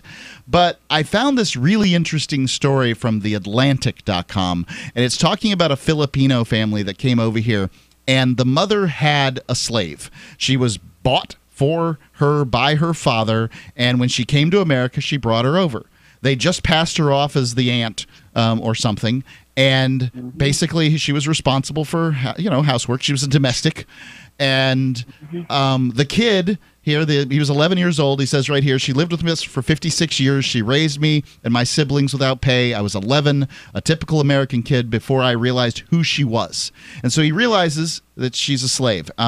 He's too young to really do anything about it. His mother dies, and he's kind of young. He ends up with taking care of this lady. He says, well, let's take you back to the Philippines. And she's like, I'd love to go back to the Philippines. So she goes back to the Philippines. She meets a few people. This has been 40 or 50 years from when she was taken away as a young girl from her family, who's very poor still. He's like, I'm going to give you some money. She's like, I don't want to stay here. I don't know these people. She goes back with him, and she's basically the grandma that lives at their house. She's very frugal. He's annoyed by that, but he doesn't know what else to do with this lady because, she doesn't want to live any place besides his house. And I'm not saying that slavery's peaches and cream. I'm certainly not trying to do that old Southern, I'm using the term whitewash again, that old Southern whitewash of, hey, this was just awesome, because it obviously wasn't. But to say that the relationships between these people aren't very, very complicated, that people didn't love each other, because this woman loves this kid, like she raised him as much as his mother did, and that's his children are her children. She never had a real life. She never had a boyfriend or a husband or any of those things because she was stopped by an evil, archaic institution. But we can look at, now that we have something modern to sort of look at, I tend to think that in some cases this sort of thing existed. Well, I can even tell you, even more modern day, there's still slavery going on right now in Haiti. You can buy a child in Haiti right now, call them, and there's not a lot of legal paperwork as far as people in schools and things. So you can go to Haiti right now, and it's heartbreaking. But you can go there right now, plop down $6,000, and you can have a child slave. Now, you'd have to live in Haiti to have that child slave, though, right? I don't know. I don't know that you would have to do that. The reason I know that the reason that there's not a lot of Haitian adoption in the United States is because Haitians are afraid that people from the U.S. will be taking Haitians as slaves. And I suppose that's possible, but really, what's to stop me from, well, I'd have to reverse a vasectomy, but a vasectomy is what's stopping me is the answer to this question. But what's to stop me from having another child with my wife and we just enslave it? Let's just say, we'll raise this one as a slave. I mean, people do that. There's nothing. They kind of do that. There's nothing to stop you. No, people but do that. I'm not saying everybody does that, but people do that. Yeah, of course. I was the remote control for my parents. There's varying degrees. I understand that. I was a 70s kid. I support that. I was too. Turn the channel, boy. Yeah, with my pliers. But anyway, well, you can have a remote control or you can have a retirement fund, but you can't have both. Hold the rabbit ears in that position. Just stand there. Lift your leg.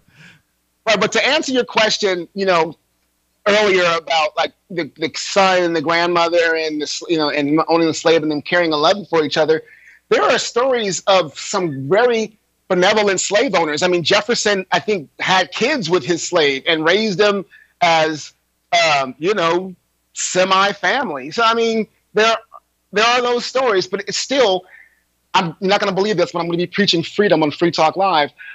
I would rather be free than be taken care of. So I even the best master isn't as sweet as freedom. You should have the choice. So we were talking about indentured servants off the air, and the thing that sort of separates them is many, if not most, indentured servants signed a piece of paper and said, yeah, I'll do 7 years as a slave in order to get passage to the United States for perhaps a better life. Usually they got some kind of settlement at the end, too. There's some kind of, allotment of money and some land or something to that effect. I think my family got just that. The Edgingtons got that when they came over and then promptly lost it all and got as poor as possible. But yeah, there's a difference, and I would agree with you on that. Thank you so much for the call, Jesus Christ Super Driver. Appreciate you taking the time with us. Thank you, sir. That's it. I could give you the telephone number, and I was just about to, but what would be the point? Tim Condon, thank you for coming in and enjoying some time with us. Chaos. All is chaos, Mark. Free Talk Live, freetalklive.com.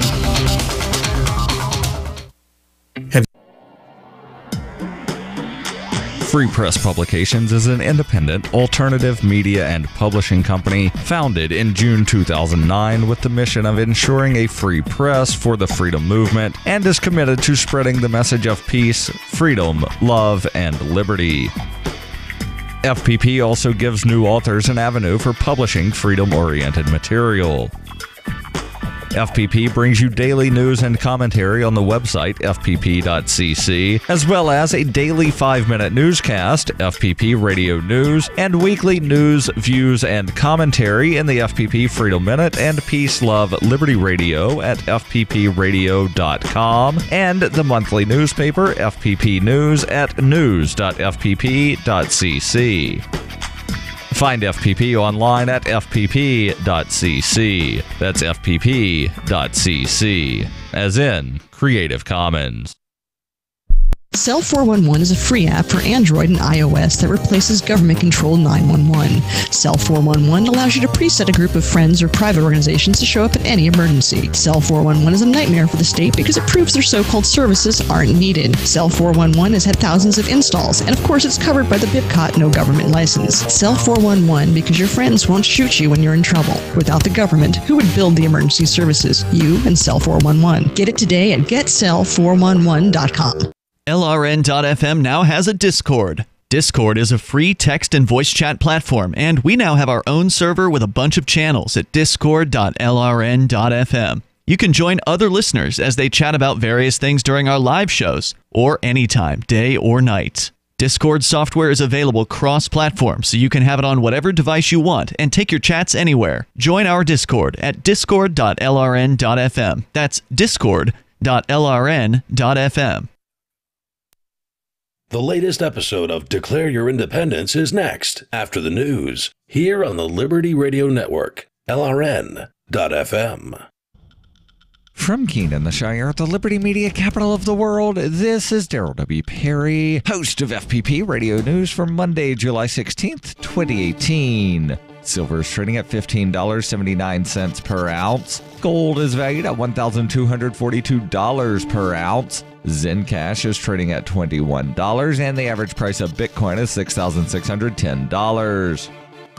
Antiwar.com reports released on Sunday. A new report from the UN assistance mission in Afghanistan says 1,692 civilians were killed across Afghanistan in the first 6 months of 2018. This is the highest death toll for a half a year since the UN started keeping track. Interestingly, the same report showed a slight decline in overall casualties among Afghan civilians over the same period. This suggests the attacks are deadlier but leaving fewer survivors overall. It is particularly noteworthy that this half year set a new record as it came with a multi-day ceasefire in June, during which fighting nationwide ground to a virtual halt. This increase in deaths is seen as being driven at least in part by a substantial rise in suicide attacks that included some very large-scale attacks attributed to the Islamic State. The UN found that over half of the casualties from suicide attacks were from those launched by the Islamic State, underscoring the group's growing influence in the country.